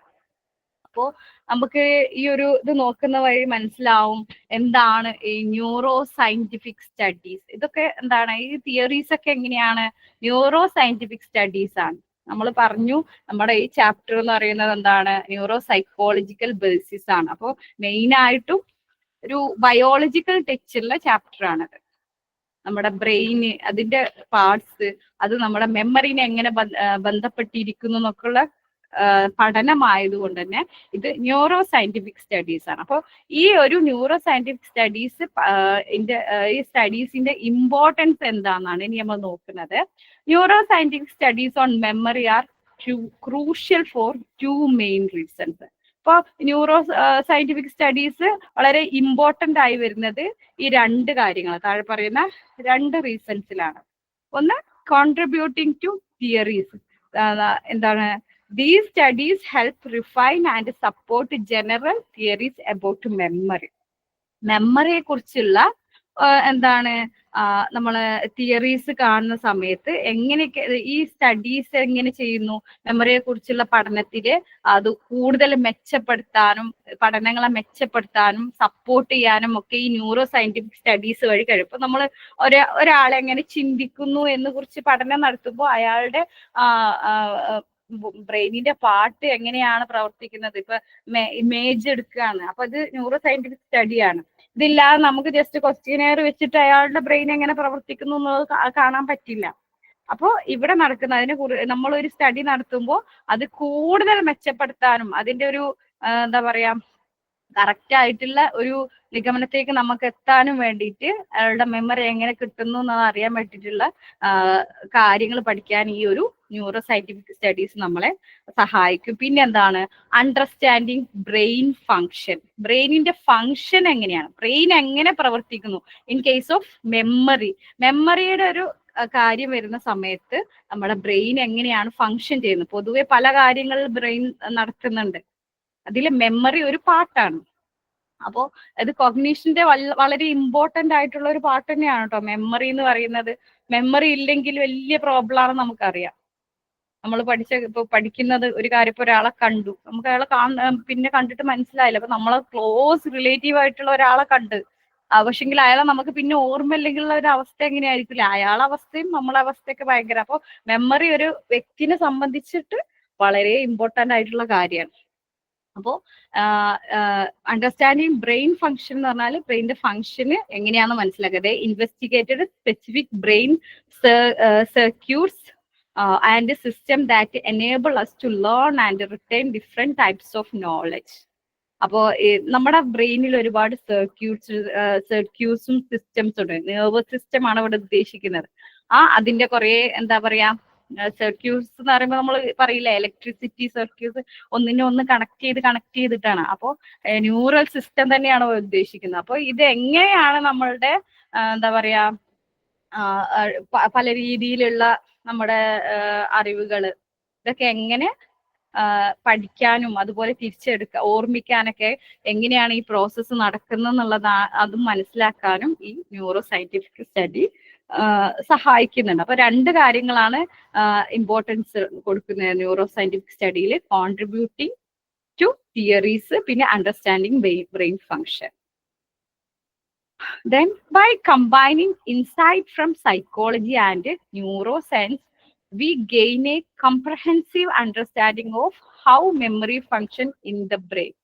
അപ്പൊ നമ്മള് എന്താ വെച്ചാൽ ഈ ഒരു എന്താ പറയാ ഒരു സൈക്കോളജി, നമ്മുടെ ഇപ്പൊ സൈക്കോളജി എന്ന് പറയുമ്പോൾ നമ്മളെ പെർസെപ്ഷൻ, ലേണിംഗ്, മെമ്മറി ഇതൊക്കെ പാർട്ടാണ്. പക്ഷെ ന്യൂറോ സയൻസ് പറഞ്ഞ ബ്രെയിനിന്റെ പാർട്സ്, ഓരോ ഭാഗങ്ങൾ എങ്ങനെയൊക്കെയാണെന്നുള്ളതൊക്കെ അതൊരു വേറെ ഭാഗമാണ്. ഇത് രണ്ടും കൂടി ഒരുമിച്ച് പഠിക്കുന്നത് വഴി നമുക്ക് എന്താണ്, അത് രണ്ടും കൂടി ഒരുമിച്ച് വരുമ്പോൾ നമുക്ക് ബ്രെയിനിന് മെമ്മറി ഫങ്ഷനിൽ എങ്ങനെയാണെന്നുള്ളതൊരു കറക്റ്റ് ആയിട്ടുള്ള നമുക്കൊരു അണ്ടർസ്റ്റാൻഡിങ് ഉണ്ടാവും ഇതുവഴി. This integrated approach help us better understand both the process and the brain structure involved in memory. ഇതെന്താന്ന് വെച്ചാല് ഈ ഒരു അപ്രോച്ച് നമ്മളെ ഹെൽപ്പ് ചെയ്യുന്നുണ്ട്. ഈ ഒരു ന്യൂറോ സയന്റിഫിക് സ്റ്റഡി എന്ന് പറയുന്നുള്ള ഒരു അപ്രോച്ച് നമ്മളെ ഹെൽപ്പ് ചെയ്യുന്നത് എങ്ങനെയാണ്, both process and brain structure. മെമ്മറിയിൽ എങ്ങനെയാണ് ഈ ബ്രെയിനിന്റെ സ്ട്രക്ചർ എങ്ങനെയാണെന്നും നമ്മൾ പഠിക്കുന്നുണ്ട്. അതുപോലെ ഈ ബ്രെയിനിന്റെ ഓരോ പാർട്സിലും ഈ പ്രോസസ്സ് എങ്ങനെ നടക്കുന്നു എന്നും കൂടി മെമ്മറിയുടെ കേസിലാട്ടോ. മെമ്മറിയുടെ കേസിൽ ഈ 2 സംഭവവും എങ്ങനെ ഒരുമിച്ച് പ്രവർത്തിച്ചു പോകുന്നു, എങ്ങനെ റിലേറ്റ് ചെയ്തിട്ടുണ്ട് എന്നൊക്കെ മനസ്സിലാക്കാൻ നമുക്ക് ഈ ഒരു ന്യൂറോ സയന്റിഫിക് സ്റ്റഡി വഴി സാധ്യമാണ്. ഓക്കെ, അതിൽ തന്നെ ഇപ്പൊ മെയിൻ ആൻഡ് ബ്രെയിൻ എന്നുള്ളതിൽ തന്നെ നമുക്കൊരു സബ് ഹെഡിങ് കാണാൻ പറ്റും. ഒരു 3 സബ് ഹെഡിങ് ഉണ്ട്, 2 സബ് ഹെഡിങ് ആണെന്ന് തോന്നുന്നു. 3 സബ് ഹെഡിങ് ഉണ്ട്. അതിൽ ഫസ്റ്റ് എന്താണ്, human memory, brain damage and amnesia. Human memory എന്ന് പറഞ്ഞാൽ മനുഷ്യന്റെ ബ്രെയിൻ അല്ല, മെമ്മറി ഓർമ്മശക്തി, അതുപോലെ ബ്രെയിൻ ഡാമേജ് ആൻഡ് അംനീഷ്യ. ഈ അംനീഷ്യ എന്ന് പറഞ്ഞാൽ എന്താണ്, മറവിയാണ്, ഒരു രീതിയിലുള്ള മറവി. Amnesia refers to deficits in memory caused by brain damage, disease or psychological trauma. ഇപ്പോ അംനീഷ്യ എന്ന് പറയുന്നത് എന്താണ്, നമ്മുടെ ബ്രെയിനിൽ എന്തെങ്കിലും ഡാമേജ്, ലൈക്ക് ആക്സിഡന്റ്, അല്ലെങ്കിൽ പിന്നെ എന്തെങ്കിലും ഡിസീസ് വഴി നമ്മുടെ സെൽസ് നശിച്ചു പോകുക, അല്ലെങ്കിൽ എന്തെങ്കിലും സൈക്കോളജിക്കൽ ട്രോമ വരിക, പെട്ടെന്ന് നമ്മൾ എന്തെങ്കിലും കണ്ടു പേടിച്ച് അതുവഴി വല്ല ബ്ലോക്ക് അങ്ങനത്തെ എന്തെങ്കിലും ഒരു ഇത് വഴിയല്ലേ സ്ട്രെസ് ഒക്കെ ആയിട്ട് നമ്മുടെ സെൽസിന് എന്തെങ്കിലും ഇതൊക്കെ വഴി നമുക്ക് എന്ത് ചെയ്യും, ചിലപ്പോൾ നമ്മുടെ മെമ്മറിയെ ബാധിക്കും. മെമ്മറി, നമ്മുടെ ഓർമ്മശക്തി, നമ്മൾക്ക് ചിലപ്പം കാര്യങ്ങൾ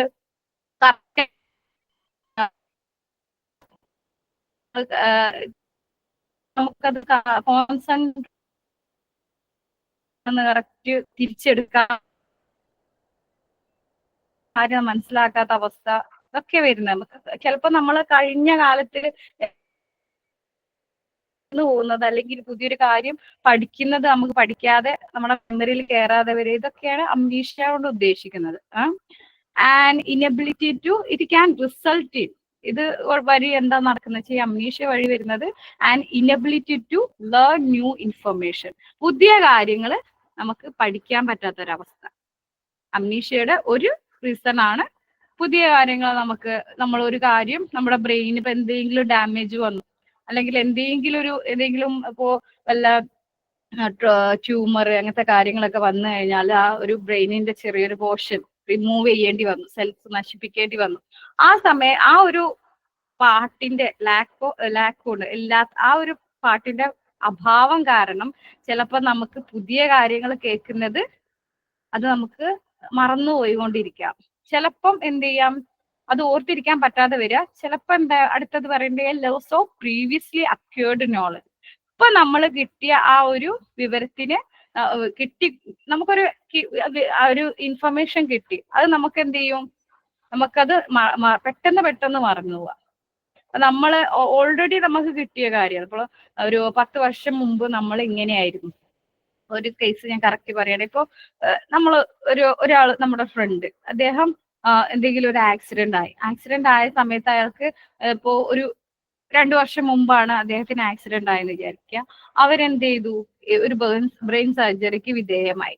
എന്നിട്ട് അദ്ദേഹത്തിന് എന്തായി, അയാളുടെ കഴിഞ്ഞു പോയ കാലം ചിലപ്പം ഓർത്തിരിക്കണം. അയാൾ ആരാണ് നമുക്കറിയാം, മൂവീസില് ഒക്കെ കാണുന്നതാണ്. ഒരുപാട് മൂവീസ് അങ്ങനെ ഉണ്ട്, ബ്രെയിൻ ലോസ്, മെമ്മറി ലോസ് എന്നൊക്കെ പറഞ്ഞിട്ട്. അപ്പോ അത്രക്കൊന്നും ചിലപ്പോ ഉണ്ടാവില്ല. ചിലപ്പോ അയാളുടെ ഇത്ര ഏജ്, ചിലപ്പം അയാൾക്ക് ചിലപ്പോ ഒരു 12 വയസ്സുള്ള കാര്യങ്ങൾ ഓർമ്മയുണ്ട്, 12 വയസ്സ് വരെയുള്ള ഓർമ്മയുണ്ട്, അതിന് ശേഷമുള്ള കാര്യങ്ങൾ ഓർമ്മയില്ലാതാവാം. അല്ലെങ്കിൽ അയാൾ ആ ഒരു ആക്സിഡന്റ് നടന്ന ആ ഒരു വരെയുള്ള കാര്യങ്ങൾ മറന്നു പോവാം. ഇല്ല, അയാൾക്ക് ഇപ്പൊ ആക്സിഡന്റ് നടന്നത് വരെയുള്ളത് ഓർമ്മയുണ്ട്, പക്ഷെങ്കിൽ അതിന് ശേഷം ആക്സിഡന്റ് കഴിഞ്ഞ് ഇപ്പൊ ഈ 2 വർഷത്തിൽ അയാൾക്ക് ഉള്ള കാര്യങ്ങളൊന്നും ഓർമ്മ വരുന്നില്ല.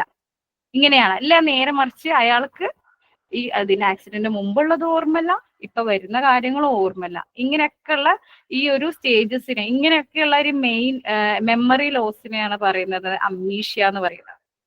അപ്പോ ടൈപ്സ് ഓഫ് മെമ്മറി അഫക്റ്റഡ് ആണ്. മെമ്മറിയെ അഫക്റ്റ് ചെയ്തിട്ടുള്ള ടൈപ്സ് എന്തൊക്കെയാണ്? അംനീഷ്യന്റെ കാര്യങ്ങളാണ്.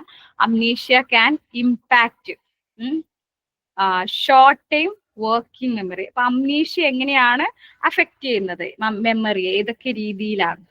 അതിൽ 2 ടൈപ്പ് പറയുന്നുണ്ട്. ഷോർട്ട് ടൈം, നമുക്കറിയാം ഷോർട്ട് ടൈം എന്ന് പറഞ്ഞാൽ ഷോർട്ട് ടേം എന്ന് പറഞ്ഞാൽ നമുക്ക് ഇപ്പൊ ഉള്ള കാര്യങ്ങൾ, ഇപ്പൊ കുറച്ച് സമയം, ഇപ്പൊ ഞാൻ ഈ ക്ലാസ് എടുക്കുന്ന സമയത്ത് നിങ്ങൾക്ക് ഞാനിപ്പോ കുറച്ച് മുമ്പ് പറഞ്ഞ കാര്യങ്ങളൊക്കെ നല്ലോണം ഓർമ്മ ഉണ്ട്. ഇതൊരു 10 മിനിറ്റ് കഴിഞ്ഞാൽ ചിലപ്പോൾ ഓർമ്മ ഇല്ലാതെ വരാം. അപ്പൊ അങ്ങനെയുള്ള സംഭവങ്ങൾ, ഇപ്പൊ വർക്ക് ചെയ്തുകൊണ്ടിരിക്കുന്ന മെമ്മറി ഒരു 10 മിനിറ്റിന് ശേഷം ഓർമ്മയില്ലാതെ വരുന്ന ഒരു സംഭവം. അപ്പൊ അതെന്താ, ഇമ്മീഡിയറ്റ് ടെമ്പററി ഇൻഫർമേഷൻ സ്റ്റോർ. അപ്പൊ കുറച്ചൊരു 5 മിനിറ്റ് 10 മിനിറ്റോളം നമുക്കിത് സ്റ്റോർ ഉണ്ട്, അല്ലെങ്കിൽ ഒരു അരമണിക്കൂറോളം ഒക്കെ സ്റ്റോർ ചെയ്തിട്ടുണ്ട്. അത് കഴിഞ്ഞിട്ട് അതിനെ കുറിച്ച് യാതൊരു ഇൻഫർമേഷനും ഇല്ല, ഒരു ഇത് നമുക്ക് ഓർമ്മയില്ല, മെമ്മറി ഇല്ല. അപ്പൊ അത് ഷോർട്ട് ടൈം വർക്കിംഗ് മെമ്മറി, ഇപ്പൊ നടന്നുകൊണ്ടിരിക്കുന്ന സമയത്തത്തെ കാര്യങ്ങൾ നമ്മൾ മറന്നു പോകുന്നത്. ലോങ് ടേം മെമ്മറി എന്ന് പറഞ്ഞാല് the ability to store and retrieve information over extended periods. അപ്പോ നമ്മൾ ഒരുപാട് കാലമായിട്ട് നമ്മൾ സ്റ്റോർ ചെയ്തിട്ടുള്ള ഇൻഫർമേഷനെ നമുക്ക് എന്ത് ചെയ്യാൻ പറ്റുന്നില്ല, തിരിച്ചെടുക്കാൻ പറ്റുന്നില്ല. അതിനെയാണ് ലോങ് ടേം മെമ്മറി എന്ന് പറയുന്നത്. അപ്പൊ നമുക്കറിയാം ഷോർട്ട് ടൈം മെമ്മറി ആണ് കുറച്ച് സമയത്തിനേക്കാണ്. ലോങ് ടൈം എന്ന് പറഞ്ഞാൽ ഒരുപാട് കാലം നമുക്ക് നമ്മുടെ ബ്രെയിൻ സ്റ്റോർ ചെയ്തിട്ടുള്ള ഇൻഫർമേഷൻ, ഇത് കിട്ടാതെ വരുന്ന കാര്യത്തെ ഒരു സ്റ്റേജസ് ആണ്. 2 ടൈപ്പാണ് നമുക്കുള്ളത്. ഇതിനെയൊക്കെ എന്ത് ചെയ്യും, അംനീഷ്യ ഇമ്പാക്ട് ചെയ്യും എന്നാണ് പറയുന്നത്. ഇനി സ്റ്റഡിയിങ് അംനീഷ്യ, എന്തിനാണ് നമ്മൾ ഇത് പഠിക്കുന്നത്? Examining amnesia alongside cognitive theories from studies on healthy individuals allows us to understand. അപ്പൊ നമുക്ക് എന്താന്ന് വെച്ചാൽ ഒരുപാട് കോഗ്നിറ്റീവ് തിയറീസ് കഴിഞ്ഞിട്ട് എന്താ പറയാ, ഹെൽത്തി ആയിട്ടുള്ള ആളുകളിൽ നടത്തിയിട്ടുള്ള ഇൻഫർമേഷൻ, ഹെൽത്തി ആയിട്ടുള്ള, നമുക്കറിയാം ഹെൽത്തി ആയിട്ടുള്ള ഒരാളെ വെച്ചിട്ട് നമുക്ക് അൺഹെൽത്തി ആയിട്ടുള്ള ഒരാളെ കമ്പയർ ചെയ്യാൻ പറ്റുള്ളൂ. അപ്പോ ഹെൽത്തി ആയിട്ടുള്ള ആളുകളിൽ നടക്കുന്ന പ്രോസസ് വഴിയിട്ട് എന്ത് ചെയ്യും, നമ്മള് അംനീഷ്യ എങ്ങനെയാണെന്നുള്ളത്, അംനീഷ്യന്റെ തിയറി വെച്ചിട്ട് അംനീഷ്യ എന്ത് ചെയ്യും, എങ്ങനെയാണെന്നുള്ളത് കോഗ്നിറ്റീവ് തിയറീസ് വെച്ച് നമ്മള് മനസ്സിലാക്കാൻ ശ്രമിക്കും. ഇത് തന്നെ the functional organisation of memory. അപ്പോ ഹെൽത്തി ആയിട്ടുള്ള ആളുകളിൽ ആദ്യം നമ്മൾ നോക്കുക മെമ്മറിയുടെ ഓർഗനൈസേഷന്റെ ഫങ്ഷൻ എങ്ങനെയാണ് എന്നാണ് നോക്കുക, അതെങ്ങനെ ഫങ്ഷൻ ചെയ്യുന്നു. പിന്നെ അത് neural mechanism involved in memory process. നമ്മളുടെ മെമ്മറി പ്രോസസ്സിൽ എങ്ങനെയാണ് ന്യൂറൽ മെക്കാനിസം ഇൻവോൾവ് ചെയ്തിട്ടുള്ളത്? നമുക്കറിയാം ഒരുപാട് ന്യൂറോൺസ് ഒക്കെ ജോയിൻ ചെയ്തിട്ട് പ്രവർത്തിച്ചിട്ടാണ് എന്ത് ചെയ്യുന്നത്, നമ്മുടെ ബ്രെയിനിന്റെ പ്രോസസ് ഒക്കെ നടക്കുന്നത്. അപ്പോൾ ഇതിൽ മെമ്മറിയുടെ പ്രോസസ്സ് എങ്ങനെയാണ് ന്യൂറൽ മെക്കാനിസത്തിൽ ഇൻവോൾവ്ഡ് ആവുന്നത് എന്നുള്ളത് ഈ ഒരു അംനീഷ്യന്റെ സ്റ്റഡി വഴി നമുക്ക് മനസ്സിലാക്കാൻ കഴിയുന്നത്. പിന്നെ പറയുന്നത് ഹിസ്റ്റോറിക്കൽ ഇൻസൈറ്റ് ആണ്. ഹിസ്റ്റോറിക്കൽ ഇൻസൈറ്റ് എന്ന് പറഞ്ഞാല് നമുക്കറിയാം പഠനങ്ങളൊക്കെ വരുന്നത് പണ്ട് കാലത്ത് ഒരുപാട് പേര് ഫസ്റ്റ് നമുക്കറിയാം ഈ ഇമേജിങ് ഒന്നുമില്ല, ന്യൂറൽ ആയിട്ടുള്ള നമ്മുടെ ബ്രെയിനിന്റെ ഇമേജസ് ഒന്നും എടുക്കാനുള്ള കറക്റ്റ് ഇതൊന്നും ഉണ്ടായിരുന്നില്ല. അന്നൊക്കെ മെയിൻ ആയിട്ടും എന്തായിരുന്നു, പുറമേ ഇങ്ങനെയുള്ള എന്താ പറയാ സർജറി നടത്തിയിട്ട് അങ്ങനെയാണ് ഈ ബ്രെയിനിലുള്ള പാർട്സ് എങ്ങനെയാണ്, അതുപോലെ അതിൽ മെമ്മറി എങ്ങനെയാണ് വരുന്നത് എന്നൊക്കെ പിന്നീടുള്ള പഠനങ്ങൾ വഴി അങ്ങനെ ഉരുത്തിരിഞ്ഞു വന്നതാണ്. അപ്പോൾ ഇതില് ഹിസ്റ്ററിയിൽ എങ്ങനെയാണുള്ളത് എന്നാണ് നമ്മൾ ഇനി നോക്കാൻ പോകുന്നത്. Much of our understanding of memory organisation in the context of amnesia comes from medical treatments that resulted in patients becoming amnesic. അപ്പോ ആദ്യമായിട്ട് ഈ ഒരു ഇതിനെ കുറിച്ചുള്ള ഒരു സ്റ്റഡി വന്നത് എങ്ങനെയാന്ന് വെച്ചാല് അംനീസിക് ആയിട്ടുള്ള പേഷ്യൻസില് എങ്ങനെയാണ് മെമ്മറിയുടെ ഓർഗനൈസേഷൻ നടക്കുന്നത് എന്നുള്ളത് അവര് സ്റ്റഡി ചെയ്തു. ഇതിപ്പോ ബൈ ആക്സിഡന്റിൽ നടന്നിട്ടുള്ള സംഭവങ്ങളാണ്. ചിലപ്പോ വേറെ എന്തെങ്കിലുമൊക്കെ റീസൺ വെച്ചിട്ട്, ഇപ്പൊ ആക്സിഡന്റ് ആയിട്ട് അല്ലെങ്കിൽ വേറെ എന്തെങ്കിലും റീസൺ വെച്ചിട്ട് ബ്രെയിനിൽ എന്തെങ്കിലും പാർട്സിന് എന്തെങ്കിലും തകരാറോ അങ്ങനെയൊക്കെ വന്ന സമയത്ത് റിമൂവ് ചെയ്ത ശേഷം അവര് ഓക്കെ ആയി കഴിഞ്ഞതിന് ശേഷമാണ് അവരൊന്ന് നോർമൽ ലൈഫിലേക്ക് വരുന്നതിന് ശേഷമാണ് നമുക്ക് മനസ്സിലാവുന്നത് ഇവർക്ക് മറവിയുടെ അസുഖമുണ്ട്. അപ്പൊ ഇങ്ങനെയുള്ള ആളുകളെ വെച്ച് സ്റ്റഡി നടത്തിയാണ് ഇതിനെക്കുറിച്ച് കൂടുതൽ ഡീറ്റെയിൽസ് അറിയാൻ കഴിഞ്ഞത്. The history of these discoveries over the past 50 years offers compelling insight into human memory. ഇത് എന്താ പറയാ, ഒരു 50 വർഷം മുമ്പ് തന്നെ ഇതിന്റെ ഒരു ഡിസ്കവറി നടന്നിട്ടുണ്ട്, ഇതിന്റെ ഒരു കണ്ടുപിടുത്തം നടന്നിട്ടുണ്ട് സർജറി വഴി. അതിന്റെ കേസ് സ്റ്റഡീസ് നമ്മൾ ഇതിൽ പഠിക്കുന്നുണ്ട്. Okay, let's dive into these historical findings and their implication for our understanding of memory. Okay, അപ്പൊ നമുക്ക് ഇനി ഈ ഒരു ഹിസ്റ്റോറിക്കൽ ആയിട്ടുള്ള കാര്യങ്ങളെ കുറിച്ച്, ഇങ്ങനെയാണ് മെമ്മറിയിൽ എങ്ങനെയാണ് ഹിസ്റ്ററിയിൽ എങ്ങനെയാണ് റിസർച്ചേഴ്സ് ഈ പേഷ്യൻസിനെ വെച്ച് അവരെന്തൊക്കെ കണ്ടുപിടുത്തങ്ങൾ നടത്തി, എന്തൊക്കെ അവർക്ക് അറിയാൻ കഴിഞ്ഞു എന്നുള്ള കാര്യങ്ങളൊക്കെയാണ് ഇനി നെക്സ്റ്റ് പറയാൻ പോകുന്നത്. ഈ ഇതെന്ന് വെച്ചാല് നമ്മുടെ മെമ്മറി ആൻഡ് ബ്രെയിനിന്റെ സെക്കൻഡ് സബ് ഹെഡിങ് ആണ്, brain surgery and memory loss. Okay, അപ്പോ അതെങ്ങനെ കണക്ട് ചെയ്ത് പഠിക്കാൻ നോക്കണേ. സെപ്പറേറ്റ് PPT അതൊന്നും ഒന്നിച്ചിടാൻ പറ്റില്ലല്ലോ, അപ്പൊ അതാണ് അത് പ്രത്യേകം മെൻഷൻ ചെയ്യുന്നത്. സെയിം മെമ്മറി ആൻഡ് ബ്രെയിൻ എന്നുള്ള ആ ഒരു ഹെഡിങ്ങിന്റെ താഴെ വരുന്ന ടോപ്പിക് തന്നെയാണ് brain surgery and memory loss. Okay, in the late 1940s and the early 1950s, surgeons used various neurosurgical procedures to treat neurological and psychiatric diseases.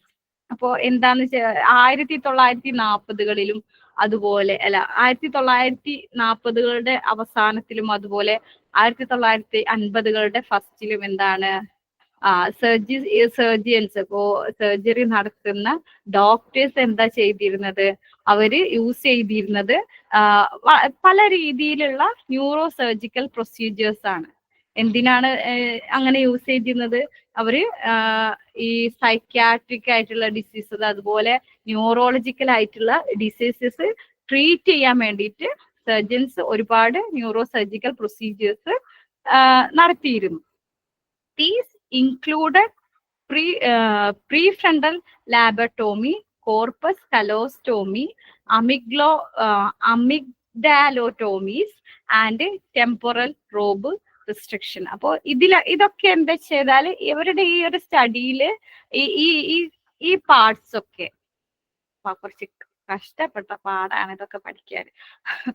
ഈ ഈ ഈ സംഭവങ്ങളൊക്കെ ഉണ്ടല്ലോ, പ്രീ ഫ്രണ്ടൽ ലാബോട്ടോമി, കോർപ്പസ് കലോസ്റ്റോമി, അമിഗ്ഡാലോട്ടോമി, അതുപോലെ ടെമ്പറൽ ലോബി, ഇതൊക്കെ ഇതിന്റെയൊക്കെ അഭാവം മൂലം എന്തൊക്കെ വരുന്നു എന്നുള്ളതൊക്കെ ഇതൊക്കെ അവര് ചിലപ്പം ഒഴിവാക്കി നോക്കിയിട്ടുണ്ട്.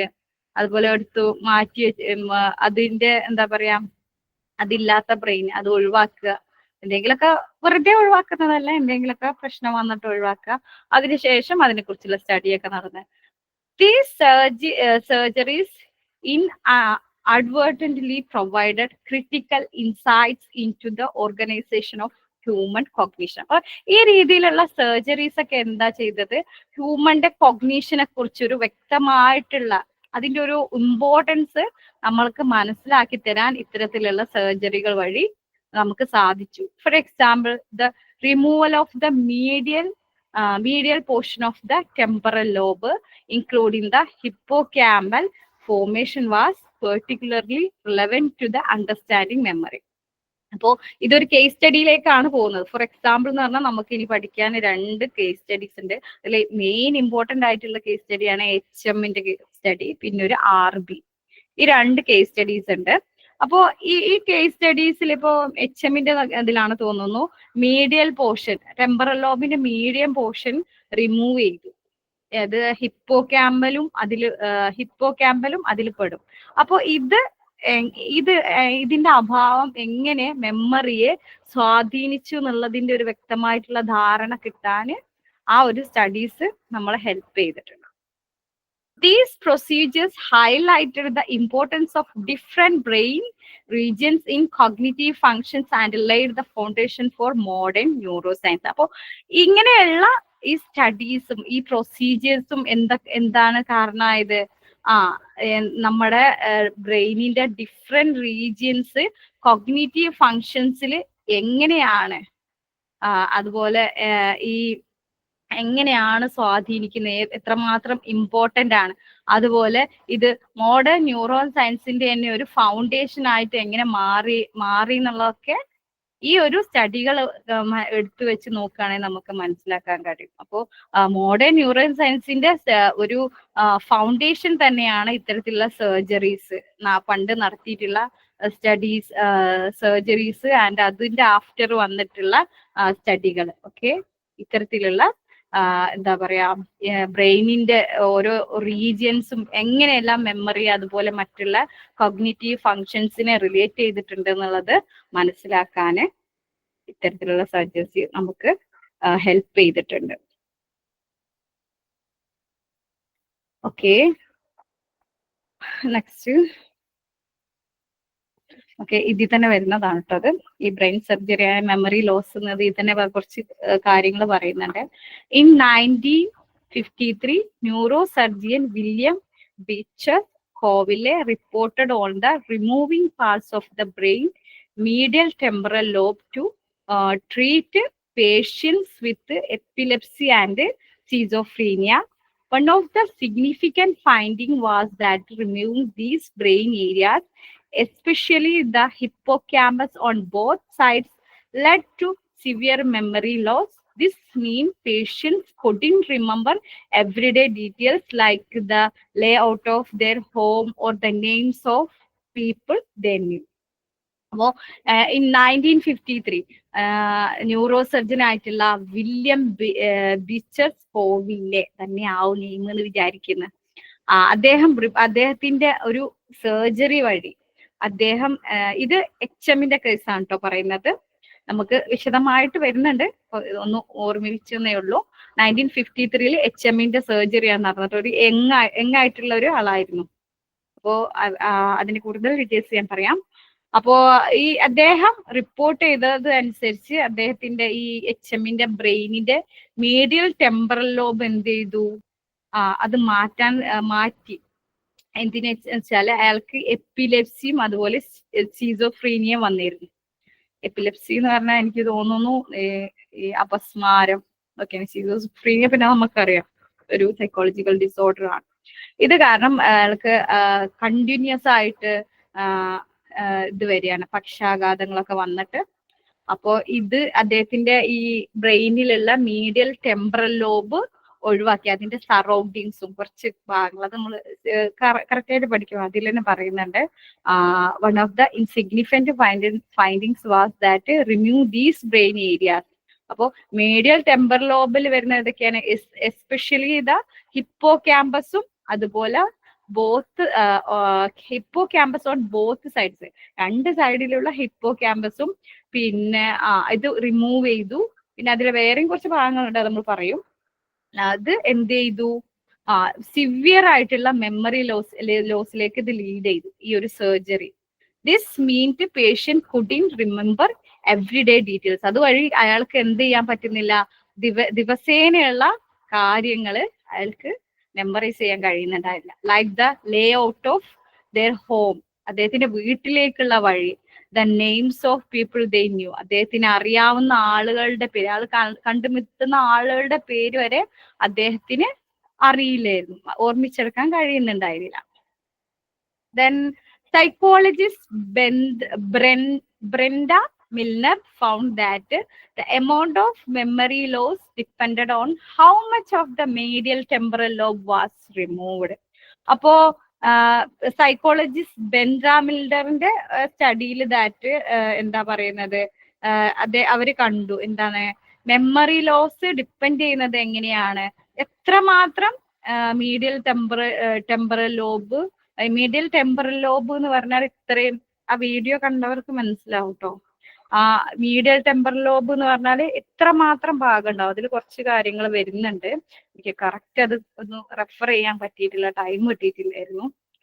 അപ്പോ ഇത്രയും ഭാഗങ്ങൾ റിമൂവ് ചെയ്താൽ എത്രമാത്രം ഭാഗങ്ങൾ റിമൂവ് ചെയ്യുന്നു, എത്രമാത്രം അത് മെമ്മറി ലോസിനെ ഡിപ്പെൻഡ് ചെയ്യുന്നു എന്നുള്ളതൊരു സ്റ്റഡി അത് കണ്ടെത്തിയാര് ബ്രെൻഡ മിൽഡർ, സൈക്കോളജിസ്റ്റ് ആണ്. മറ്റേത് വില്യം ബെച്ചർ എന്ന് പറയുന്നത് ന്യൂറോ സർജൻ ആണ്. Okay, the more that was taken out, especially towards the back of this region, the worse the memory problem. അപ്പൊ എന്താണ്, എത്രമാത്രം പുറകിൽ നമ്മുടെ ഈ മെമ്മറി റിലേറ്റ് ചെയ്തിട്ടുള്ള ഭാഗങ്ങളുടെ ഇത് പാർട്സ് എടുത്തു മാറ്റുന്നു, അല്ലെ എത്രമാത്രം അത് പുറകിലേക്ക് പോകുന്നു, അത്രയും അത് മെമ്മറി പ്രോബ്ലംസ് ഉണ്ടാക്കിയിരുന്നു. However, removing the entire medial temporal lobe on just one side didn't cause the same severe memory issues.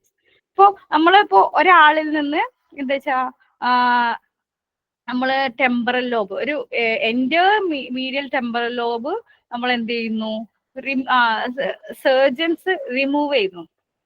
അതും പക്ഷേ ജസ്റ്റ് വൺ സൈഡ്, ഇത് ഒരു സൈഡിൽ നിന്നാണെങ്കിൽ എന്ത് ചെയ്യുന്നു, just one side didn't cause the same severe memory issue. അപ്പോ ഇത് എല്ലായിടത്തും ഒരുപോലെ അല്ല എന്നാണ് ഉദ്ദേശിക്കുന്നത്. ഇപ്പോ ചിലവർക്ക് റിമൂവ് ചെയ്യുന്നതിനനുസരിച്ച് അതിനനുസരിച്ചുള്ള മാറ്റങ്ങൾ വരും. ചിലപ്പോൾ പ്രീവിയസ് ആയിട്ടുള്ള മെമ്മറി അല്ലെങ്കിൽ പ്രീവിയസ് ആയിട്ടുള്ള കാര്യങ്ങൾ മറന്നു പോകാൻ, ചിലവർക്ക് ഇപ്പോ ആ ഒരു സംഭവത്തിന് ഇൻസിഡൻസിന് ശേഷമുള്ള കാര്യങ്ങൾ മറന്നു പോകാം. അപ്പൊ ഇതൊക്കെ ഈ ഒരു ബ്രെയിനിന്റെ പാർട്സിന് എത്രമാത്രം ഏതൊക്കെ രീതിയിൽ എടുക്കുന്ന അതിനനുസരിച്ചാണ് മെമ്മറിയുടെ ഇഷ്യൂസ് വരിക. The study highlighted the crucial role of the hippocampus in memory. അപ്പോ ഈ ഇത്തരത്തിലുള്ള സ്റ്റഡികളൊക്കെ ഇപ്പോ ടെമ്പറൽ ലോബില് ഹിപ്പോ ക്യാമ്പസ് ആണ് റിമൂവ് ചെയ്തെന്ന് പറഞ്ഞു. അപ്പൊ ഈ ഇത്തരത്തിലുള്ള സ്റ്റഡീസ് ഒക്കെ എന്താണ് നമുക്ക് കാണിച്ചു തരുന്നത്, നമ്മുടെ മെമ്മറിയിൽ ഹിപ്പോ ക്യാമ്പസിന്റെ ഒരു റോൾ എത്രമാത്രം ഉണ്ട് എന്നാണ് ഇതിൽ കാണിക്കുന്നത്.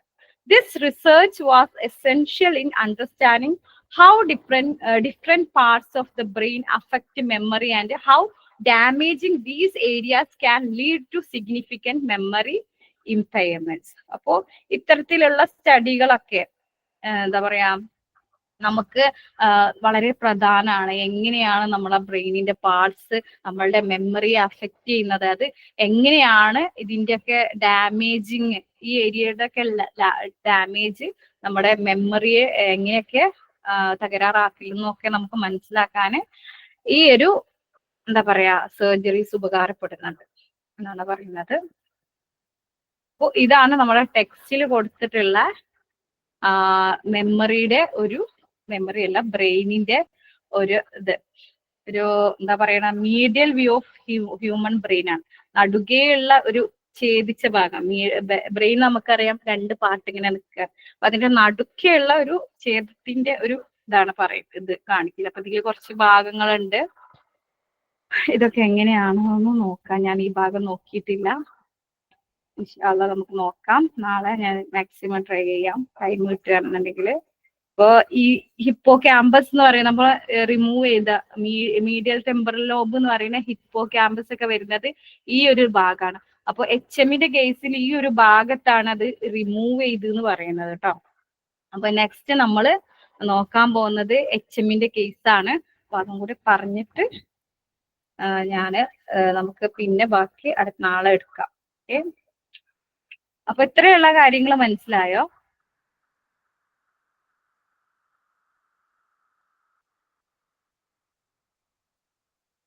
ആരുല്ലേ?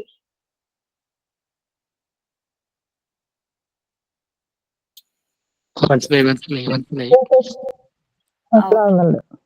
Okay thank you.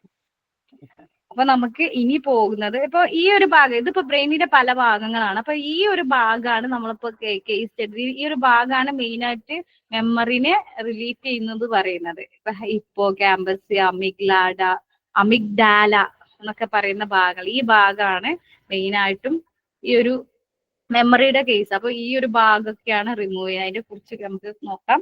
ഇനി അടുത്ത നമ്മൾ പോകുന്നത് ഇതും ബ്രെയിനിന്റെ ഒരു കളർ ആയിട്ടുള്ളതാണ് കേട്ടോ. എന്തെങ്കിലും ഒരു ഇതുണ്ടെങ്കിൽ കാണാൻ വെച്ചിട്ടതാണ്.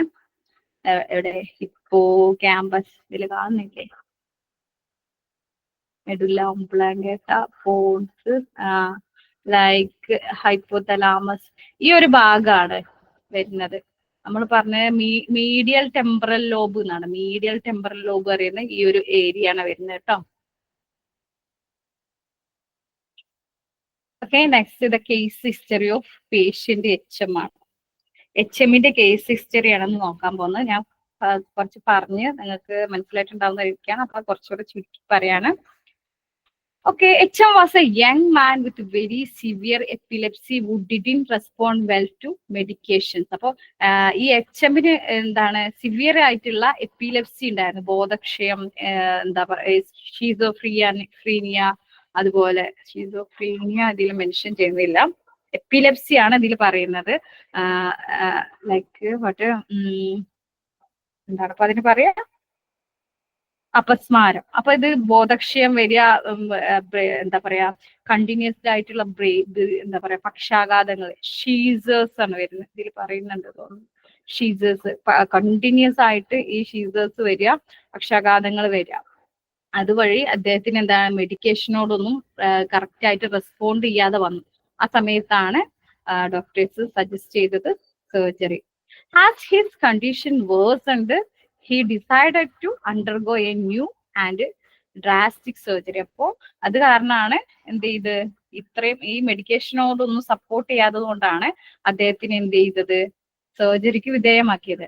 Doctors knew that many seizures started in the medial temporal lobe and spread to other parts of the brain. അപ്പൊ ഡോക്ടേഴ്സ് ചെക്ക് ചെയ്ത സമയത്ത് അവർക്ക് കാണാൻ കഴിഞ്ഞത് എന്താണ്, ഈ ടെമ്പറൽ ലോബ് നടുവിലുണ്ടല്ലോ, ബ്രെയിനിന്റെ നടുഭാഗത്ത്, ആ ഭാഗത്ത് ഒരുപാട് പക്ഷാഘാതങ്ങൾ നടക്കുന്നത്, ഷീസേഴ്സ് നടക്കുന്നത്, ഷീസേഴ്സ് തന്നെയാണ് പറയുന്നത് തോന്നുന്നു. അപ്പോ ഇത് നടക്കുന്നത് കണ്ട് ആ ഒരു ടെമ്പറൽ ലോബ് മൊത്തം നശിച്ചു കഴിഞ്ഞിട്ടുണ്ട്. പിന്നെ അത് തന്നെ നെക്സ്റ്റ് ബ്രെയിനിന്റെ മറ്റ് പാർട്സിലേക്കും വ്യാപിക്കുന്നത് കണ്ടപ്പോ ഇവരെന്ത് ചെയ്തു, ആ പാർട്ട് റിമൂവ് ചെയ്തു. Removing the area where seizures began could help reduce them. അപ്പൊ അവരെന്ത് ചെയ്തു, ആ ഒരു ഏരിയ, ഈ ഷീസേഴ്സ് വന്നിട്ടുള്ള ആ ഏരിയ റിമൂവ് ചെയ്യുമ്പോൾ മറ്റുള്ള ഭാഗങ്ങളിലേക്ക് അത് പടരുന്നത് സ്റ്റോപ്പ് ചെയ്യാന് ഇത് എന്ത് ചെയ്തു, സഹായിച്ചു. ഇത് റിമൂവ് ചെയ്ത്. For HM, doctors removed both medial temporal lobes in a surgery called a bilateral temporal lobectomy. അപ്പോ HMന്റെ കേസ്, ഈ ഒരു കേസ് നല്ല അത്യാവശ്യം നല്ല ഫേമസ് സ്റ്റഡിയാണ്. നമ്മൾ ഗൂഗിളൊക്കെ സെർച്ച് ചെയ്ത ഇഷ്ടത്തിന് കിട്ടും ഇതിനെ കുറിച്ചുള്ള ഡീറ്റെയിൽസ്. കറക്റ്റ് ആയിട്ട് നമ്മൾ നോക്കേണ്ട, സൈക്കോളജിസ്റ്റ് എന്നുള്ള രീതിയിൽ സൈക്കോളജി പഠിക്കുന്ന ആളുകൾ എന്നൊരു രീതിയിൽ നമ്മൾ ഈ ഒരു കേസ് സ്റ്റഡി ശരിക്കും വായിച്ചു നോക്കണം, പഠിക്കേണ്ടതാണ്.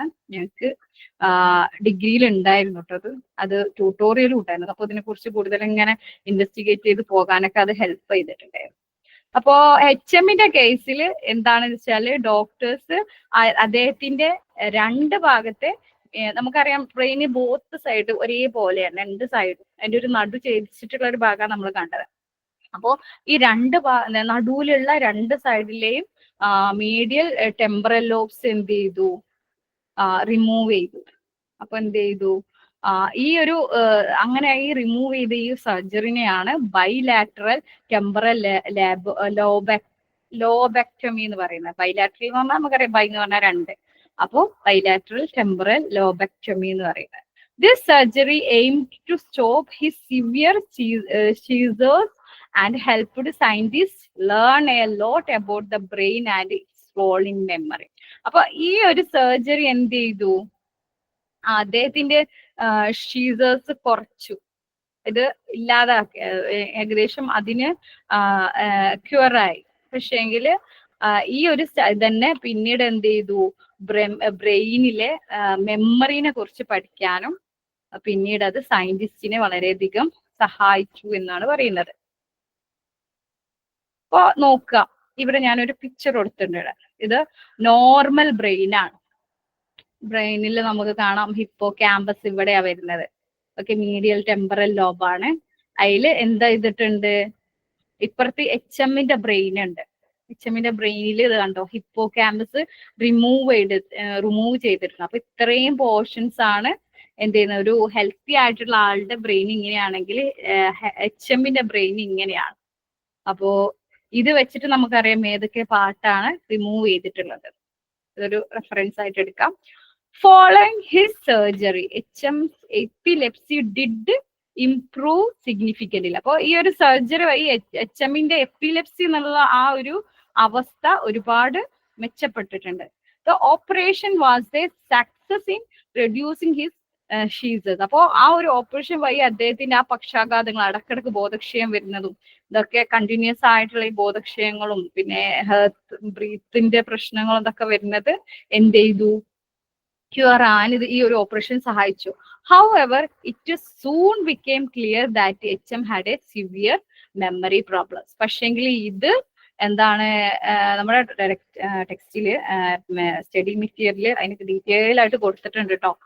അദ്ദേഹത്തിന് എങ്ങനെയാ വെച്ചാല് ഈ സർജറി നടന്നത് 1953 പക്ഷെങ്കിൽ അദ്ദേഹം ആ സമയത്ത് അദ്ദേഹത്തിന് 27 years ആയി, വളരെ യങ്ങാണെന്ന് പറയില്ല.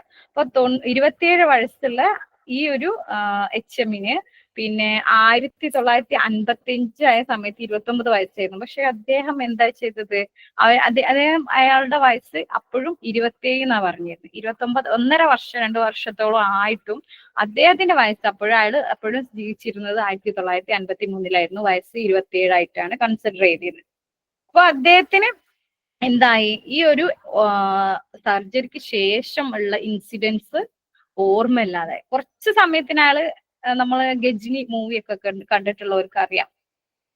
അദ്ദേഹം ഇങ്ങനെ അവിടെ ഇവിടെയൊക്കെ എഴുതിച്ച്, കാരണം പിന്നെ കാണുമ്പോൾ മനസ്സിലാക്കാനാണ്. എന്നാലും ആ ഒരു കറക്റ്റ് മെമ്മറി ഇല്ലാത്ത ഒരാളാ ഇതും ഇതൊക്കെ എക്സ്പ്രഷൻസ് ഒക്കെ കറക്റ്റ് നമുക്ക് ആ ഒരു ഫിലിമിൽ മനസ്സിലാവും അല്ലെ. എല്ലാവരും കണ്ടിട്ടുണ്ടോ ഗജ്നി?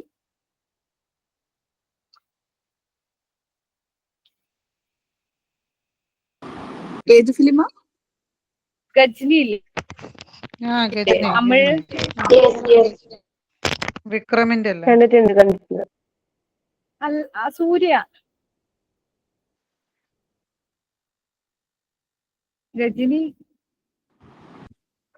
ഓക്കെ, ആ ഫിലിം കണ്ടവർക്കറിയാം. അതില് ഇങ്ങനെ മെമ്മറി ആ ഒരു തലക്ക് പരിക്കേറ്റതിന്റെ ശേഷം പിന്നെ അവർക്ക് കറക്റ്റ് ആയിട്ട് ഒരാളെ കണ്ട ഫോട്ടോ ഒക്കെ എടുത്തിട്ട് ഇങ്ങനെ വെക്കും. പിന്നെ കാണുമ്പോ ആ ഫോട്ടോയിലുള്ള ആള് നമ്മൾ തന്നെ ചെന്നിട്ട് ഇൻട്രൊഡ്യൂസ് ചെയ്യണം, ഇത് ഞാനാണ്, എന്നിട്ട് ആ ഫോട്ടോ എടുത്ത് ഇങ്ങനെ കാണിച്ചു കൊടുക്കണം. ഇതാ അപ്പൊ അതിൽ അവയാൾ എഴുതിയിട്ടുണ്ടാവും ഇയാൾ ഇന്ന ആളാണ്, ഇത് മൈ സെക്രട്ടറി എന്നൊക്കെ പറഞ്ഞിട്ട്. അപ്പൊ അപ്പോഴാണ് ഓക്കെ എന്ന് പറഞ്ഞിട്ട് ഇങ്ങനെ ഇതാക്കുന്ന. ആ ഫിലിം കണ്ടിട്ടില്ലെങ്കിൽ കാണാം കേട്ടോ. നമ്മൾ ഈ ഒരു കാര്യം പെട്ടെന്ന് കിട്ടാൻ നിർബന്ധമൊന്നുമില്ല, കാണാം അത്ര. അപ്പോ ആ ഒരു രീതിയിലുള്ള മെമ്മറി ലോസ് ആയിരുന്നു HMന് റിപ്പോർട്ട് ചെയ്തത്. ഒരു 1.5 വർഷം കഴിഞ്ഞു. Okay, however, it soon became clear that HM had a severe memory problems. അപ്പോൾ ഒരു 1.5 വർഷത്തിന്റെ ഉള്ളിൽ തന്നെ HM ഒരു നല്ല സിവിയർ ആയിട്ടുള്ള മെമ്മറി, ചെറുങ്ങനെയൊന്നല്ല, നല്ല സിവിയർ ആയിട്ടുള്ള മെമ്മറി പ്രോബ്ലം ഉണ്ടെന്ന് തന്നെ മനസ്സിലാക്കാൻ പറ്റും. Even A year and after the surgery കഴിഞ്ഞ് 1.5 വർഷത്തിന്റെ ഉള്ളിൽ തന്നെ ഇത് മനസ്സിലാക്കി. He couldn't remember meeting people he had just spoken two minutes later. ഒരു കുറച്ച് മിനിറ്റ് മുമ്പ് അദ്ദേഹം സംസാരിച്ച ആളുകളെ പിന്നെ മീറ്റ് ചെയ്യുമ്പോൾ അയാൾക്ക് അവരെ ഓർമ്മയില്ലായിരുന്നു, അവരെ കുറിച്ച് ഒന്നും അറിയില്ല, അവരെ ഓർത്തെടുക്കാൻ കഴിയാത്ത ഒരു അവസ്ഥയായിരുന്നു. HM suffered from profound amnesia. അപ്പൊ അദ്ദേഹം എന്താ പറയാ, പ്രൊഫൗണ്ട് അംനീഷ്യ എന്നുള്ള ആ ഒരു സ്റ്റേജ് ആയിരുന്നു. Meaning he couldn't form new long term memories. അതിന് ഈ പ്രൊഫൗണ്ട് അംനീഷ്യ എന്ന് പറഞ്ഞാൽ എന്താന്ന് വെച്ചാല് അദ്ദേഹത്തിന് എന്താ പറയാ ലോങ് ടേം മെമ്മറീസ് എന്താ പറയാ വർക്കിംഗ് അല്ലായിരുന്നു. കാണുമ്പോ ആ കുറച്ച് സെക്കൻഡ്സിൽ അത് ഓർമ്മ ഉണ്ടാവും. അത് പക്ഷെ നമുക്കറിയാം നമ്മുടെ ഷോർട്ട് ടൈം മെമ്മറി ഉണ്ടാവുള്ളൂ, ലോങ് ടൈം മെമ്മറിയിലേക്ക് അത് പോകില്ല. അപ്പൊ നമ്മള് ഇപ്പൊ ഇന്ന് രാവിലെ എന്ത് ചെയ്തുള്ളത് നമുക്കറിയാം, നമുക്ക് ആ കഠിനാധ്വാനം ചെയ്ത് പഠിക്കേണ്ട ആവശ്യമൊന്നുമില്ല. രാവിലെ ഞാൻ ഇത് ചെയ്തു എന്നുള്ളത് നമ്മൾ ഷോർട്ട് ടൈം മെമ്മറി എന്നായാലും അത് കുറച്ച് സമയത്തേക്ക് ലോങ് ടൈം മെമ്മറിയിലേക്ക് ഉണ്ടാവും. പിന്നെ നമുക്കത് യൂസ് ചെയ്യാതെ റിപ്പീറ്റേഷൻ ഒന്നും ഇല്ലാതെ ആകുമ്പോഴാണ് നമ്മളത് മറന്ന് അങ്ങനെ കുറച്ച് നമുക്ക് എന്തായാലും ഒരാഴ്ചത്തൊക്കെ ഓർമ്മ ഉണ്ടാവും. അതിന് ശേഷം പിന്നെ ഇങ്ങനെ കണക്ട് ചെയ്ത് വരുമ്പോൾ നമുക്ക് ഓർത്തെടുക്കാൻ പറ്റും. അത് റിപ്പീറ്റ് ആയിട്ട് നമ്മളത് ഇങ്ങനെ ഓർത്തെടുക്കുകയാണെങ്കിൽ അത് ലോങ് ടൈം മെമ്മറിയിൽ കിടക്കും. അല്ലെങ്കിൽ അതിനനുസരിച്ചുള്ള എന്തെങ്കിലും നമുക്കൊരു ഇമോഷണൽ ആയിട്ട് കണക്റ്റഡ് ആയിട്ടുള്ള എന്തെങ്കിലും ഇൻസിഡന്റ് ഉണ്ടെങ്കിൽ അത് നമുക്ക് ലോങ് ടൈം മെമ്മറിയിൽ പെട്ടെന്ന് കയറും. അത് നമ്മൾ കഴിഞ്ഞ ക്ലാസ്സിൽ പറഞ്ഞാൽ അബ്ദുൽ സാറിന്റെ ക്ലാസ്സിൽ സാർ പറഞ്ഞു തോന്നുന്നുണ്ട്. അപ്പോ അങ്ങനെയാണ്. അപ്പോ ഇദ്ദേഹത്തിന്റെ പ്രശ്നം എന്ന് വെച്ചാൽ ഈ ഷോർട്ട് ടൈം മെമ്മറിയിലുള്ള കാര്യങ്ങൾ ലോങ് ടൈം മെമ്മറിയിൽ വർക്ക് ആവുന്നില്ല. അദ്ദേഹത്തിന്റെ long time memory working inefficient ആയിരുന്നു. However he still remember things about his life before the surgery. അദ്ദേഹത്തിന് പക്ഷെങ്കിൽ അദ്ദേഹത്തിന്റെ ഈ ഇതുണ്ടല്ലോ, സർജറി നടക്കുന്നതിന് മുമ്പുള്ള കാര്യം അദ്ദേഹത്തിന് ഓർമ്മ ഉണ്ട്. അതിന് ശേഷമുള്ള കാര്യങ്ങളായിരുന്നു ലോങ് ടൈം മെമ്മറിയിലേക്ക് കടക്കാതിരുന്നത്. അതിന് മുമ്പുള്ളത് ലോസ് ആയിട്ടില്ല, അത് നമ്മൾ ശ്രദ്ധിക്കണം. Neuropsychological tests showed that despite his memory issues, HM's intelligence remained high and he had no problems with the perception, language, personality or motivation. അപ്പോ HMസിന്റെ എന്താ പറയാ അദ്ദേഹത്തിന്റെ ന്യൂറോളജി, അപ്പൊ അദ്ദേഹത്തിൽ ഒരുപാട് ഈ സർജറിക്ക് ശേഷം ഇങ്ങനെ ഒരു പ്രോബ്ലം ഉണ്ട്, മെമ്മറി പ്രോബ്ലം ഉണ്ട് എന്ന് ഐഡന്റിഫൈ ചെയ്തതിനു ശേഷം അദ്ദേഹത്തിൽ ഒരുപാട് ന്യൂറോ സൈക്കോളജിക്കൽ ടെസ്റ്റ് നടത്തി. അതുവഴി എന്താണ് അദ്ദേഹത്തിന്റെ എന്താ പറയാ മെമ്മറിയിൽ ഇഷ്യൂസ് ഉണ്ടെന്ന് കണ്ടെത്തി. പക്ഷെങ്കിൽ അദ്ദേഹത്തിന്റെ ഈ HMന്റെ ഇന്റലിജൻസ് ലെവലും പക്ഷെങ്കിൽ ഹൈ ആയിട്ടുണ്ടായിരുന്നു. അദ്ദേഹത്തിന് എന്താ പറയാ പെർസെപ്ഷന്, ലാംഗ്വേജ്, പേഴ്സണാലിറ്റി, മോട്ടിവേഷൻ എന്നുള്ള ഈ റീജിയൻസിലൊന്നും ഒരു പ്രശ്നമില്ലായിരുന്നു. മെമ്മറി എന്നുള്ള ഒരു ഭാഗത്ത് മാത്രമായിരുന്നു പ്രശ്നം ഉണ്ടായിരുന്നത്. അദ്ദേഹത്തിന് പല കാര്യങ്ങളും മെമ്മറി ടെസ്റ്റിൽ തന്നെ ആ കുറച്ച് സമയത്തെ മെമ്മറി ടെസ്റ്റിലാണെങ്കിൽ ഹൈ മാർക്കൊക്കെ സ്കോർ ചെയ്തിരുന്നു. പക്ഷെ അത് ലോങ് ടൈം മെമ്മറിയിലേക്ക് കൊണ്ടുപോകാൻ പറ്റിയിരുന്നില്ല. The surgery removed the epilepsy but left him unable to transfer new information into long-term memory. അദ്ദേഹത്തിന്റെ എന്താണ് ഈ എപ്പിലെപ്സി ആ ഒരു സർജറി വഴി ഇല്ലാതായെങ്കിൽ പോലും അദ്ദേഹം പുതുതായിട്ട് പഴയ കാര്യങ്ങൾ അവിടെ ഉണ്ട്, ഓൾറെഡി സ്റ്റോർ ചെയ്തിട്ടുണ്ട്.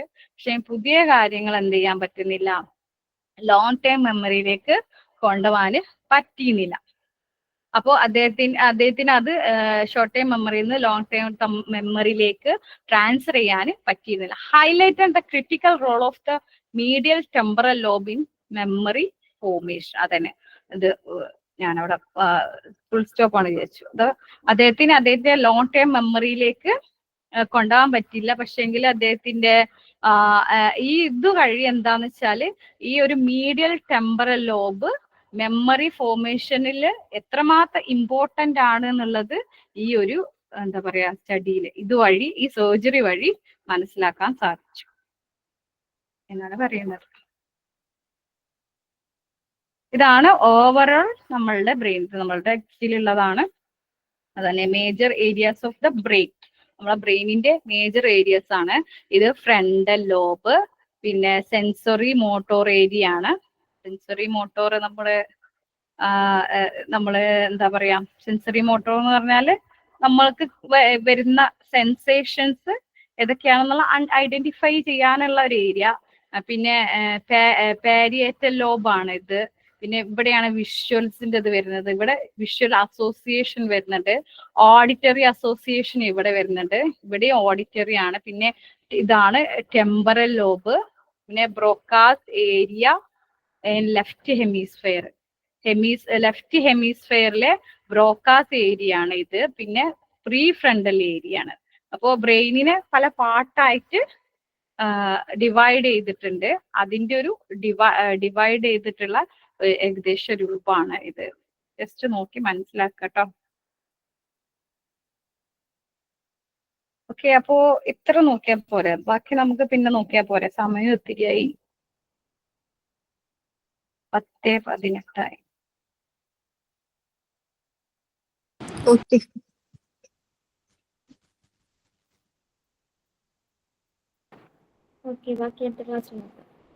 മനസ്സിലായോ? മനസ്സിലായി. റെക്കോർഡ് ചെയ്തിരുന്നോ? റെക്കോർഡ് ഓപ്ഷൻ കാണുന്നില്ലേ?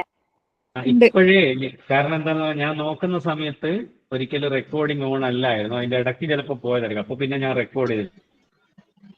അവസാനം ഏകദേശം 20 മിനിറ്റ് ആകും.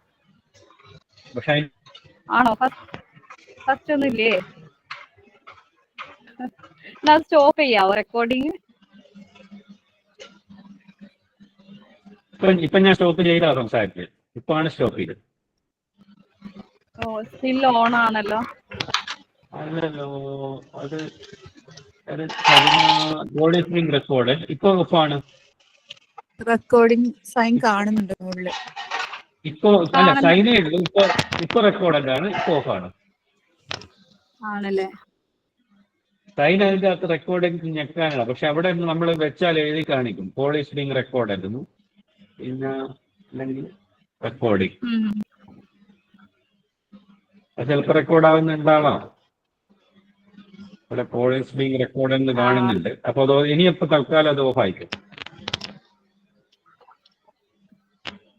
മാനേജ് റെക്കോർഡിംഗ് കാണിക്കുന്നു. ഓൾറെഡി റെക്കോർഡ് ഓഫ് ആയിട്ടുണ്ട് തോന്നുന്നു.